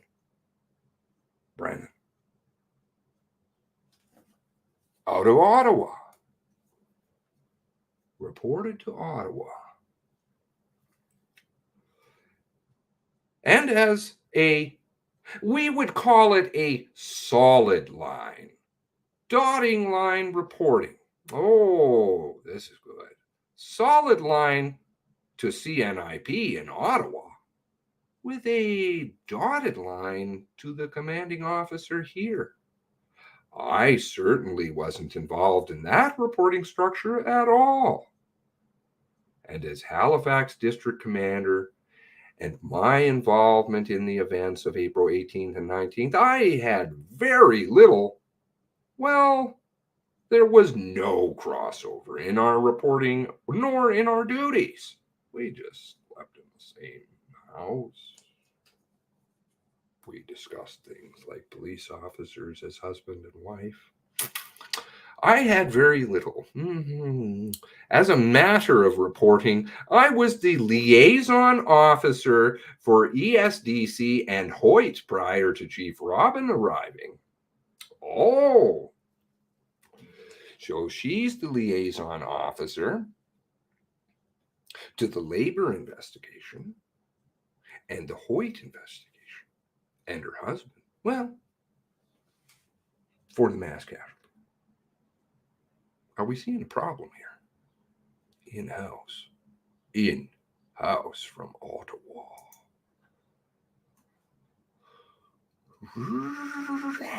And I separated myself from both of those investigations at the time, and they were transferred over to his responsibility. Oh, so now he's got it all under one roof, all in one place, silo.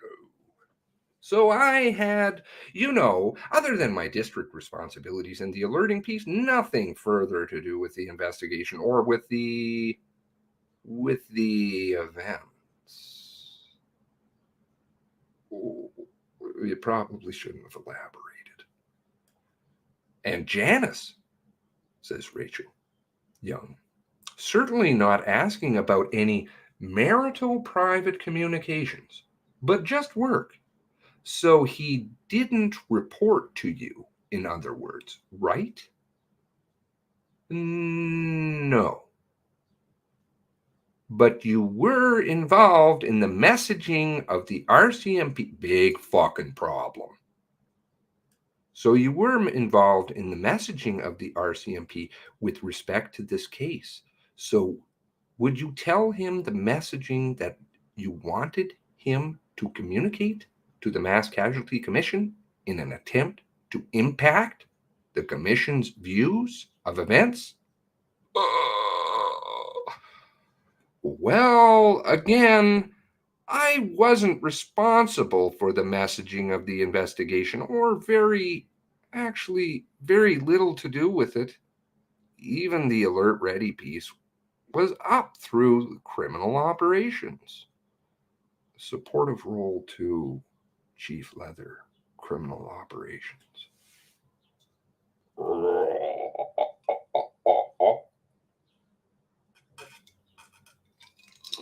This is going to get real ugly.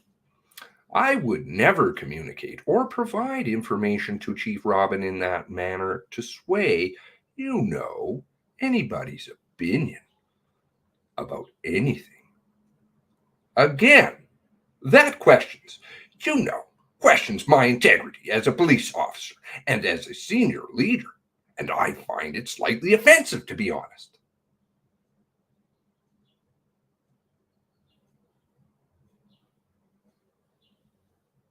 Lori and Trish, anything else before I move on to Paul? Trish, is there something else on that front, or on a particular topic? On that particular topic. Or anything, Lori Ward says, or anything. I think we're inaudible, because Paul's going to ask some wrap-up questions. I did have another question. I don't know if it's closed off yet. I had asked Janice about this earlier. Sorry, Janice, I'm going to come back to it again. This is with respect to the, and you called it an environmental scam that you folks did during the mass casualty. Right. And we talked about the letter that you sent to the chiefs of police. And I understand that you were doing that in order to get some understanding of what processes other police agencies had in place. Correct. And again, I think that you said you didn't get any replies. Or, well, let's ask that again, just to be clear. What did you learn about what other municipal forces in the province were doing with respect to alerting? The point is here, it was all a solid line to Ottawa.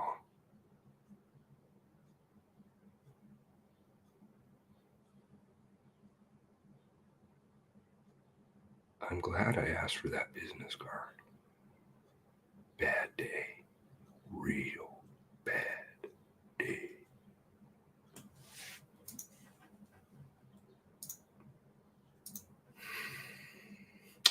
Moving along.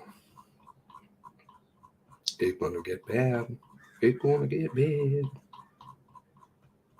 If people take it there. Now, at the end of the interview,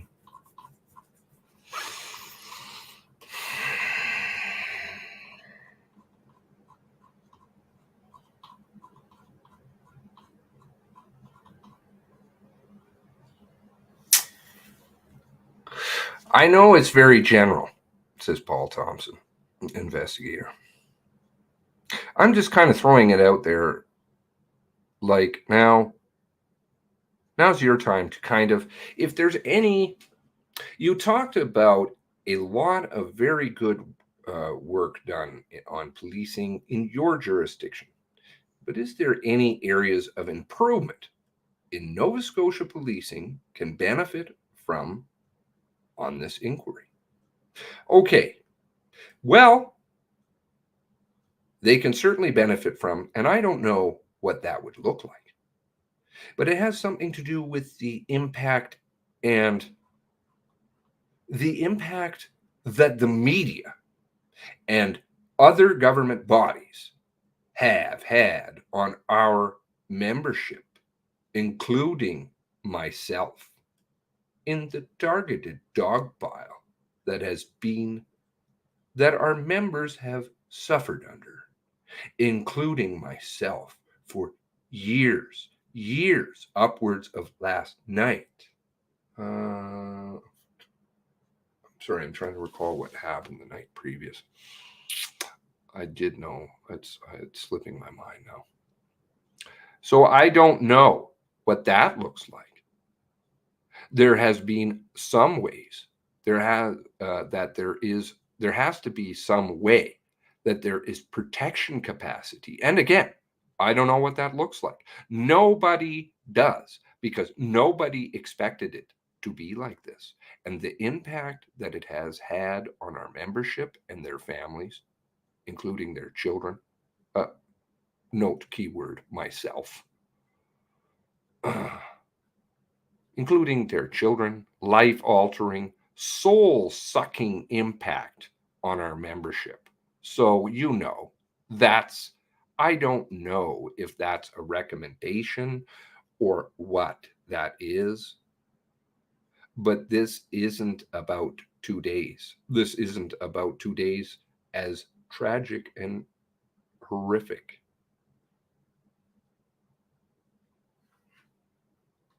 Their recommendation is that you don't ask questions, because if a job was done not by the book, it impacts her family or has the perception of impropriety. I understand. Yeah, I do understand what you're saying there, and that's a valid point. I mean, we certainly would bring that comment to the yeah. And with respect, I don't think people know until they're part of Frank Magazine's cover story. A week later, will she know where it come from? April 28, bad day. Link below.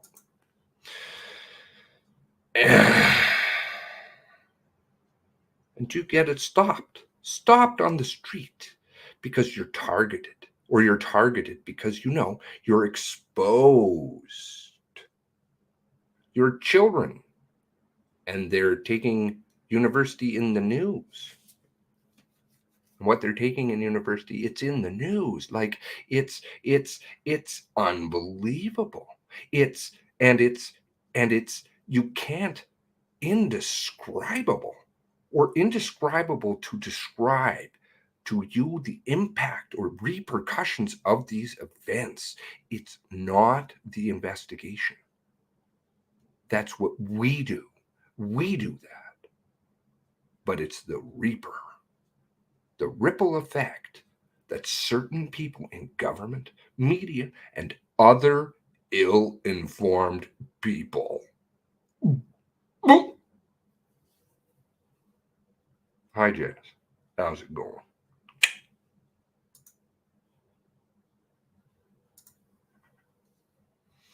Are relaying the impact on our membership.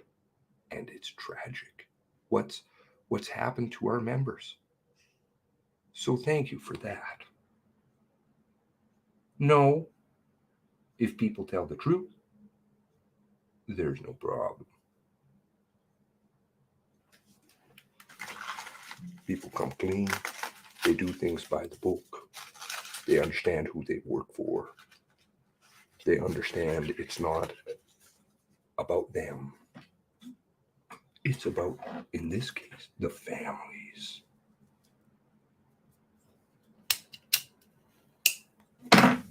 Yeah. No, that's a very solid point. And I'm glad you brought that up. It's obviously this type of information is really important to the commission's work. Does the RCMP have any type of strategy to alleviate any of these type of negative press? Ooh, wide awake. Bill. Oh yeah, they want to go after anybody on the internet, right? Content producers, me, others. Whether it would be on traditional media or social media, it must be in the forms of discussion from strategy point of view. Like how do you mitigate the negativity? How would that look? Or I mean, it doesn't just affect policing in Nova Scotia. Well, I don't think it's just, I mean, there's a lot of negative events that happened in my province. But what's the best way to mitigate it? Social media is it can be very cruel. Yeah, again, I think that it is constant conversation in the RCMP, certainly from my experience, as a senior leader. However, this is not solely the RCMP's responsibility. And they're not talking only about media, talking only about media, only media. We're talking about high-level government and policing officials that are spreading and participating in misinformation and the impact that has on our membership. That's I'm talking about our membership's wellness and the impact on their ability to perform their duties as a police officer, protecting their communities, which is, some of the behavior is shameful. Yeah, well, Janice, I'm really glad you brought that up. And I know it's sensitive and it's hard and it brings back certainly some memories for yourself and your husband and some of your members that you can think of. It's our members. So it's duly noted. Thank you. Rachel or Amanda, do you have any questions? I'm about wrapped up.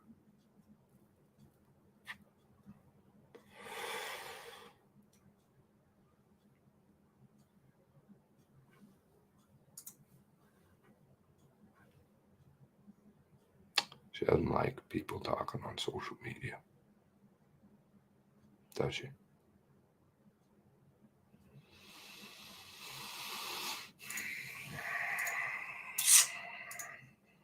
RCMP inspectors' social media posts. This is from way back. I was talking about this. RCMP social inspectors' social media posts about Catherine Galliford prompts complaints. Galliford's former boss accused of online, quote, harassment after RCMP settled a lawsuit. June 17th, 2016.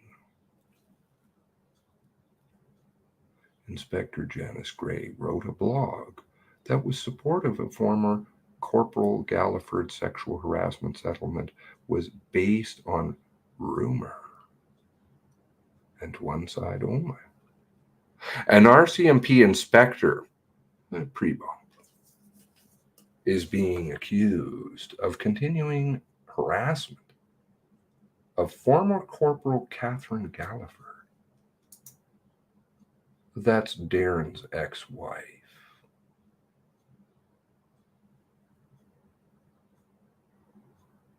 I don't like to bring her up because I am very conscious of that situation. And go away, porn.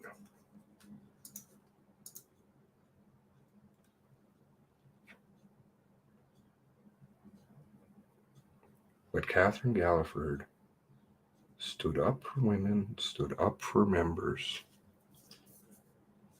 and opened up something the RCMP wanted to hide and always wants to hide: abuse. An RCMP inspector is accused of continuing harassment of former Corporal Catherine Galliford, Darren's ex, even after the force settled her sexual harassment lawsuit, according to 2 complaints that have been filed.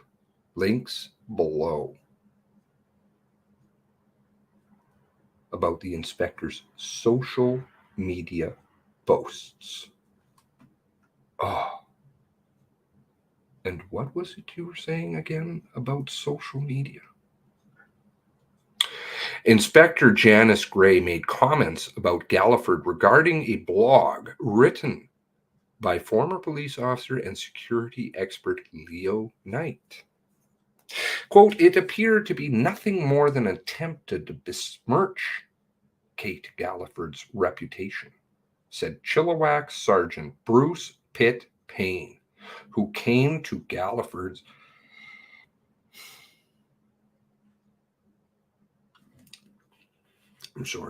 this particular issue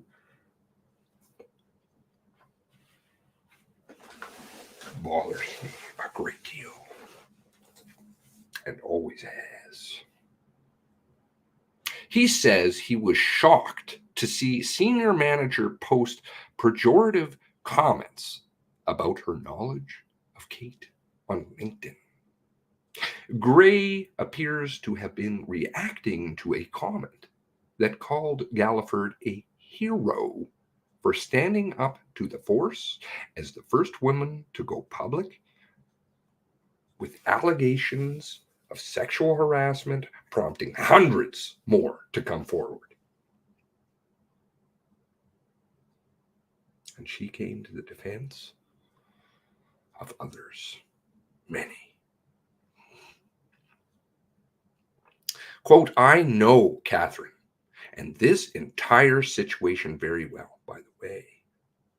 Coming out on behalf, this is hero. This is hero. We'll look at his stuff. I know Catherine and this situation very well. It's unfortunate that some chose to write articles based on rumor and one side only," wrote Gray.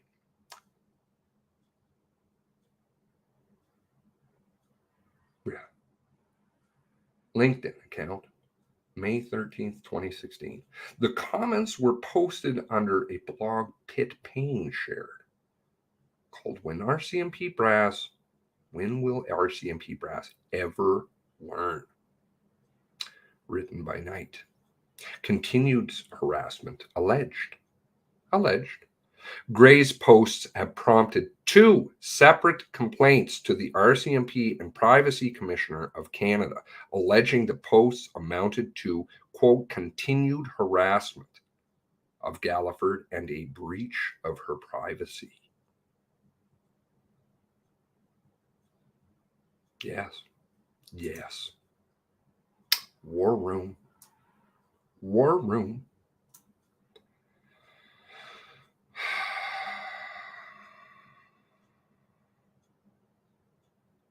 Catherine Galliford is a hero. She sacrificed so much to take a stand, knowing how much RCMP is going to drag it out and push her to give up. Oh, and I've reviewed many cases over the years, and I got a lot more. I hope she knows how much her sacrifice has helped other members stand up and stay strong. Janice Gray's response on her official account. Officer in charge, Federal Policing Operation Information Management. I too know Galliford and the entire situation very well. It's unfortunate that some chose to write articles based on rumor and one side only. LinkedIn should have a dislike button. Along comes Bruce, RCMP Pacific Region Training Center, Program Manager. What's the other side that we should know about, ma'am? Leo Knight. Janice Gray, Kate went to you and you dismissed her. Shame on you. I rate nothing based on rumor or one side. Why did the RCMP settle if what I said was a rumor? Remember the billions they've been sued for. And Paulson since. And I could show you some really nasty stuff. If I am inaccurate or anything, please say so, and I will defend. Bruce Pitt. Crickets. Janice Gray. Still the official account. It's not crickets. I'm really not in the habit of commenting or replying to these. Your information is one-sided. And as such, you are missing a very large portion of what actually occurred. Bruce Pitt. Wayne Payne. I hope I'm not offending you, ma'am. But you said there's more to the story. Yet you aren't providing any detail. I'm just curious about what it is that you know that we should also know.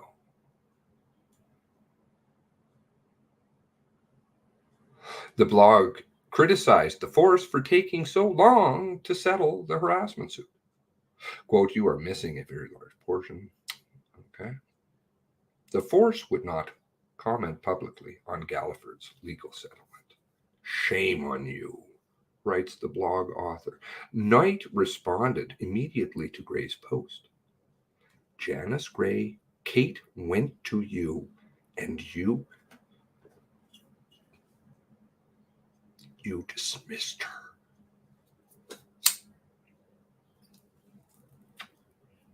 Shame on you, posted Knight.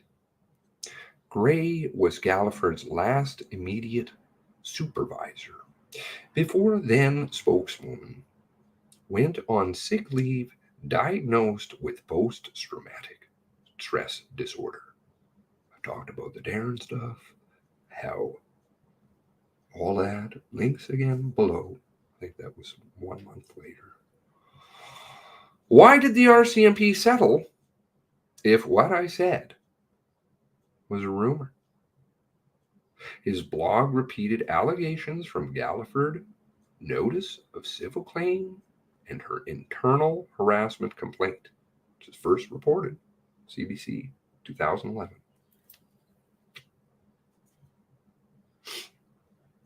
Gray did not respond to Knight's question. Funny when people ask for proof and you don't have a response.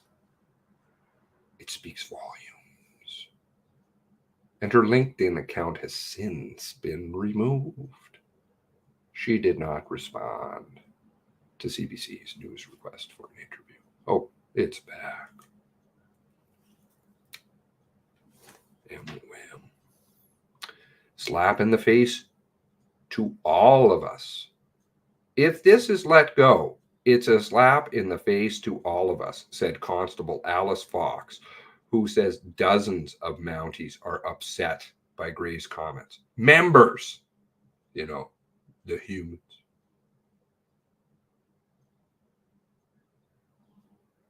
She doesn't know. On their behalf, she says she filed a written complaint to RCMP Commissioner Bob Paulson and Public Safety Minister Ralph Goodale, asking that Gray's conduct be investigated for, quote, abuse of authority.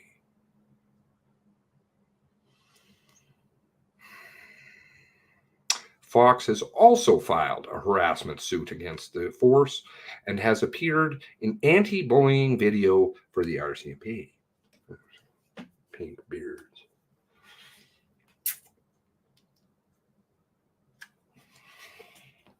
In her complaint, she wrote Gray's conduct amounts to, quote, continuous harassment of this officer, and asks, quote, is it seniors management's position that they will attempt to publicly discredit members, even if they have their lawsuit settled? Remember who took a bump after this? Everybody get bumps. Darren got a bump. Ray got a bump.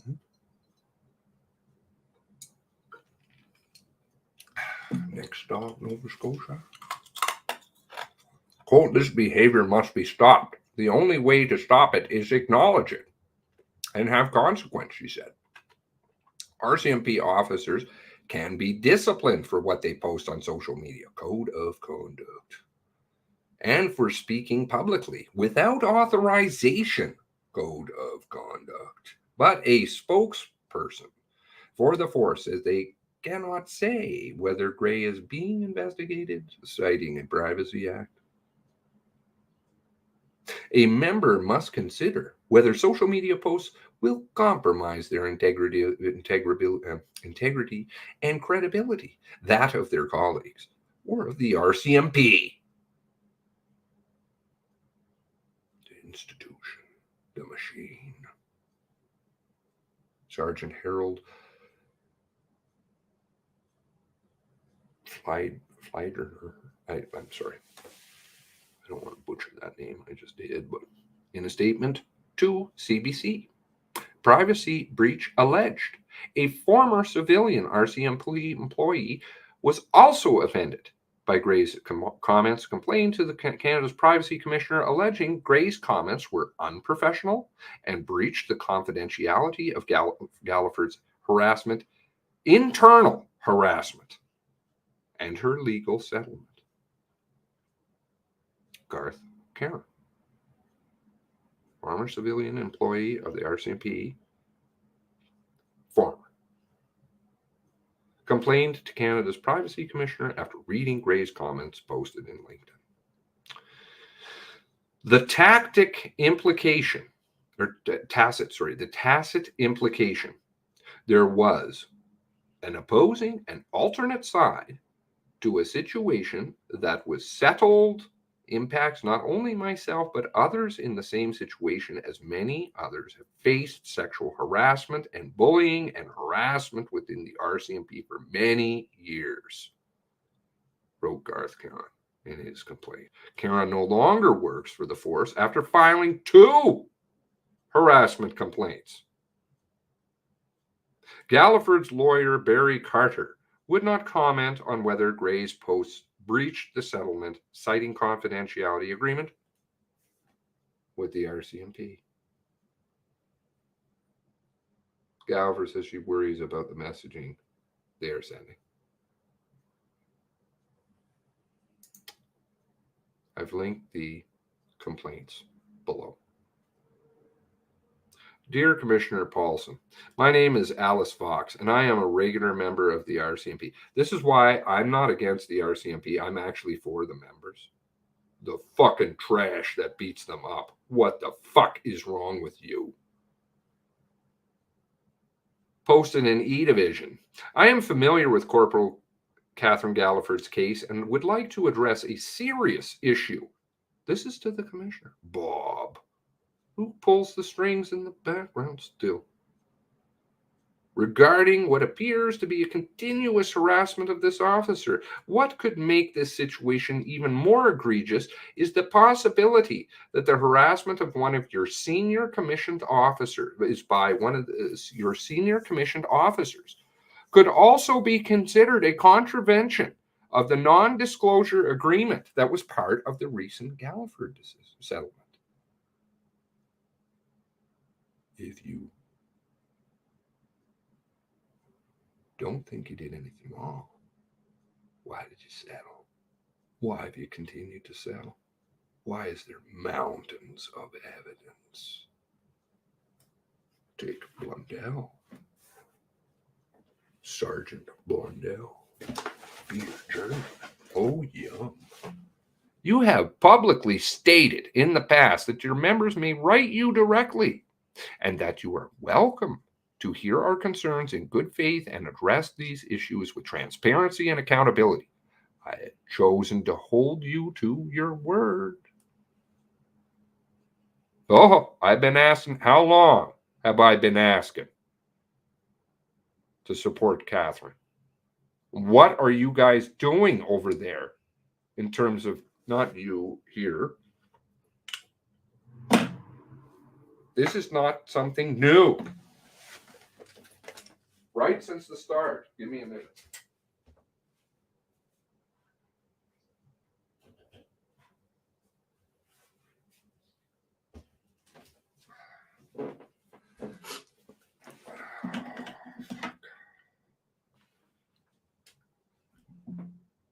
I have chosen to hold you to your word. I am extremely concerned about the comments that Inspector Janice Gray, then Inspector, made via social media. Well, the same one that she has a problem with. Now the tables are turned. But the thing is, I come with evidence. I'm not saying I'm 100% right, because I'm only human. But what the fuck? Rather hypocritical. And nowhere in there did I hear anything about the families. Recently made regarding Catherine Galliford, and have received numerous social media inquiries as a result. These inquiries were from extremely angry members, the general public, and the media. The latter wanting to know if these statements from a senior management in the RCMP would have been taken as an official statement from the RCMP regarding Corporal Galliford's settlement. I have attached copies of the social media postings in this letter. You write shit on social media, the RCMP will hammer you with a code of conduct. You talk out of line, no, not here. Not here. I am concerned about Catherine Galliford's state of mind. And that was what it was about. Lemaitre, she came to Lemaitre's defense. She is delicate because of what has happened to her. It is awful. And they just wanted to beat her down so she would quit. But she stood up for women. She stood up for members. God bless her. And she became privy to a senior manager's offhanded and very public statement on LinkedIn public site. It's public knowledge that Galliford has an extreme case of post-traumatic stress disorder. Fuck off. Porn bots. Balin, screw off.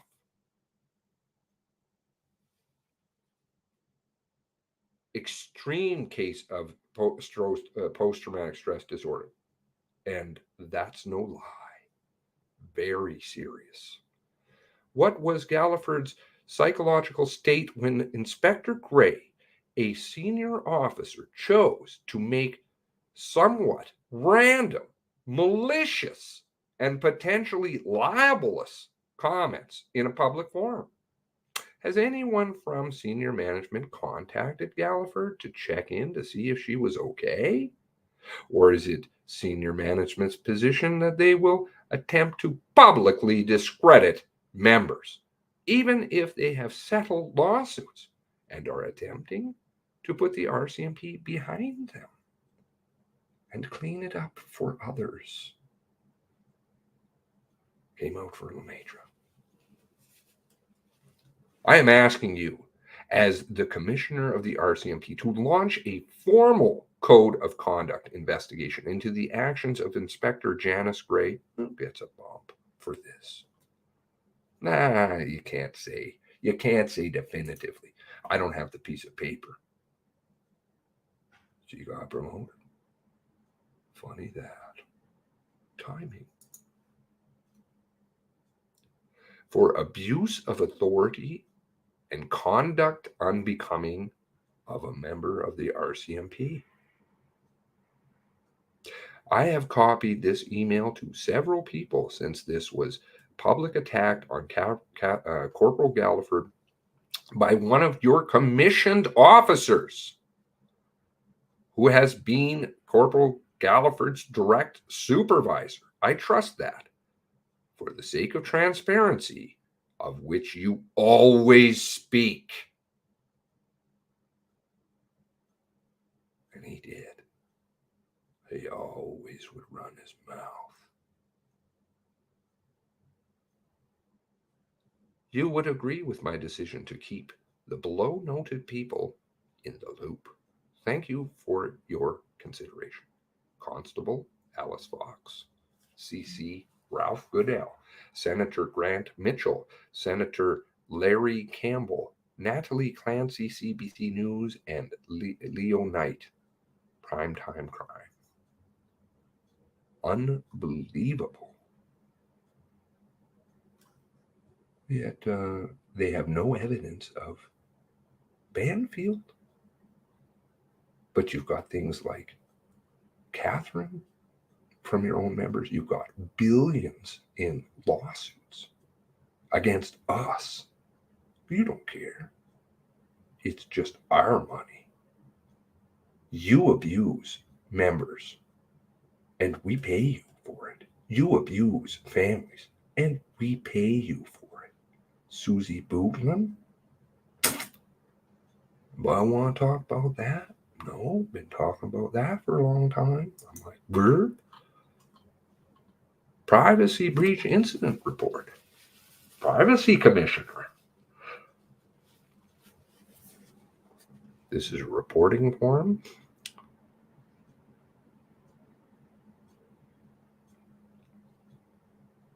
By Garth Karen. Description of incident. Comments regarding RCMP former member's harassment case. Making comments not appropriate to the standards of professionalism of the RCMP, breaching the confidentiality code of the harassment case, and stating she has inside information on it, contradicting the outcome of the harassment file by these comments, and embarrassing the poster of the original remarks and the complainant.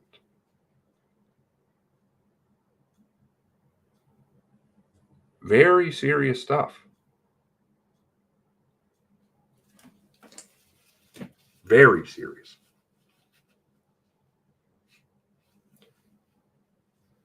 And God bless these two for standing up too.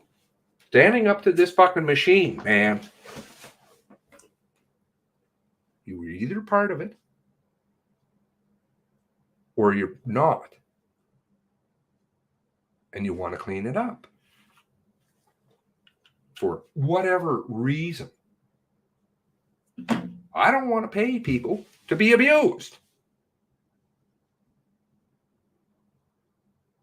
And I don't want to pay for an investigation that was sloppy, because you're probably covering up shit you really need to come clean about.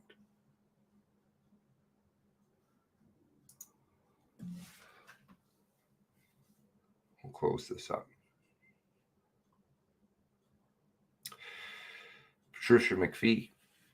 So, Rachel, can I ask you to clarify, are you suggesting that the issue management team is focused on messaging the cleanup group?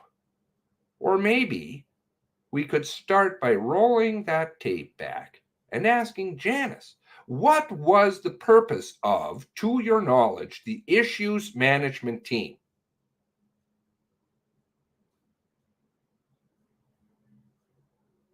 One moment. To which, funnily enough, neither of them appear.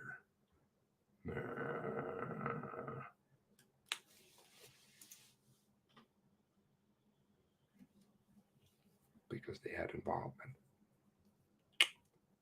And so did Mike Butcher. April 28th, 2021. Bad fucking day. Was messaging their focus? No. Okay. Sure. And so originally, and again, it's the people responsible for managing the issues. So Superintendent Diamopoulos, Inspector Santasuso, and were brought in specifically very early on because of their experience. BR. War room. So, Superintendent Diamopoulos was involved with the Moncton murders. He was the lead for the ESDC and Hoyt investigations for that. You know, same people. Those events, and so he was available to come and support us. Been down that road. Can help you out with that one too. And of course, Derek. Inspector Santasuso, superintendent, pardon me, he's a superintendent. He's an accredited team commander. Extensive experience in regards to managing major cases. And so the two were brought in initially with support from some of our membership to begin to examine and separate again. The word that's used is issues, challenges, identified gaps, potential things that would cause concern later, to separate it from the investigation and to allow a separation in command over them. What do you think they're managing? PR? Solid line? So when we discovered things like the CISNS bulletin, like Alert Ready, like other things that came up, they took that on in an effort because of resources, to examine it, to look at the background, to develop it, or to cover your ass. Yes, messaging for sure. Developing messaging internally and externally with our strategic comms. But that was very small component of their responsibility. And then, of course, that team grew to the H-Strong 2 team. Who's that? Right, John Robin. Which carried on with those items, but also started to prepare for the inquiry, if that makes sense.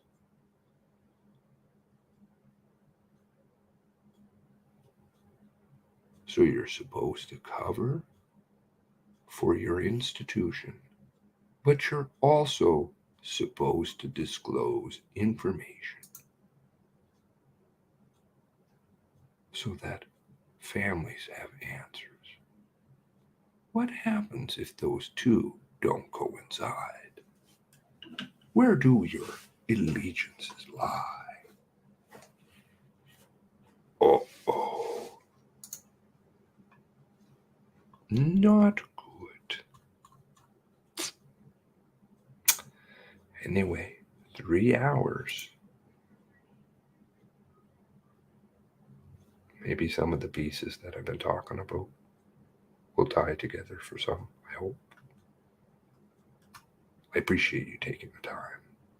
I appreciate you sharing the message, because that's what's vital. for all of us, for good members that we're losing, for our communities that aren't being policed, for an institution that is beyond broken and not working for us, but taking our money. God bless you. God bless the 23.